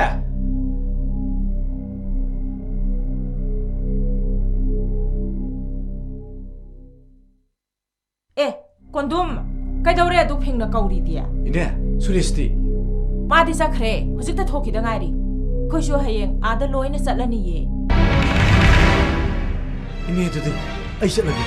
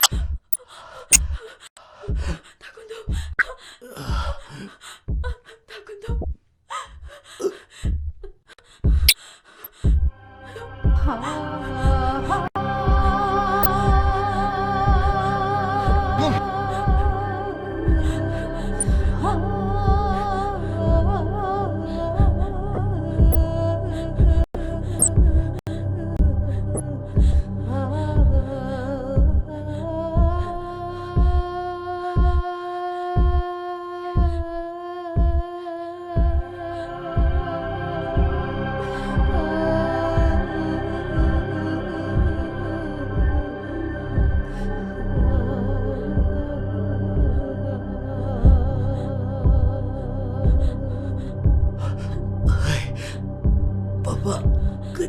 끝도 없대. 주리아스, 어차피 명구만 누피니, 말렘다 당분 누피니, 난 안 강민아.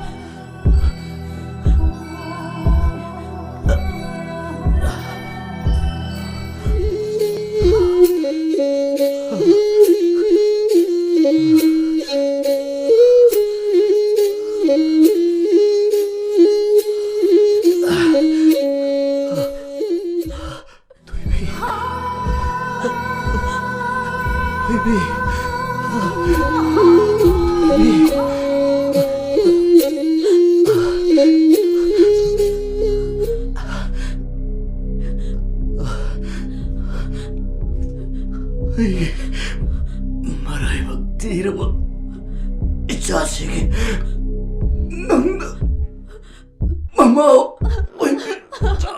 구독! 구독! 구독! 구독!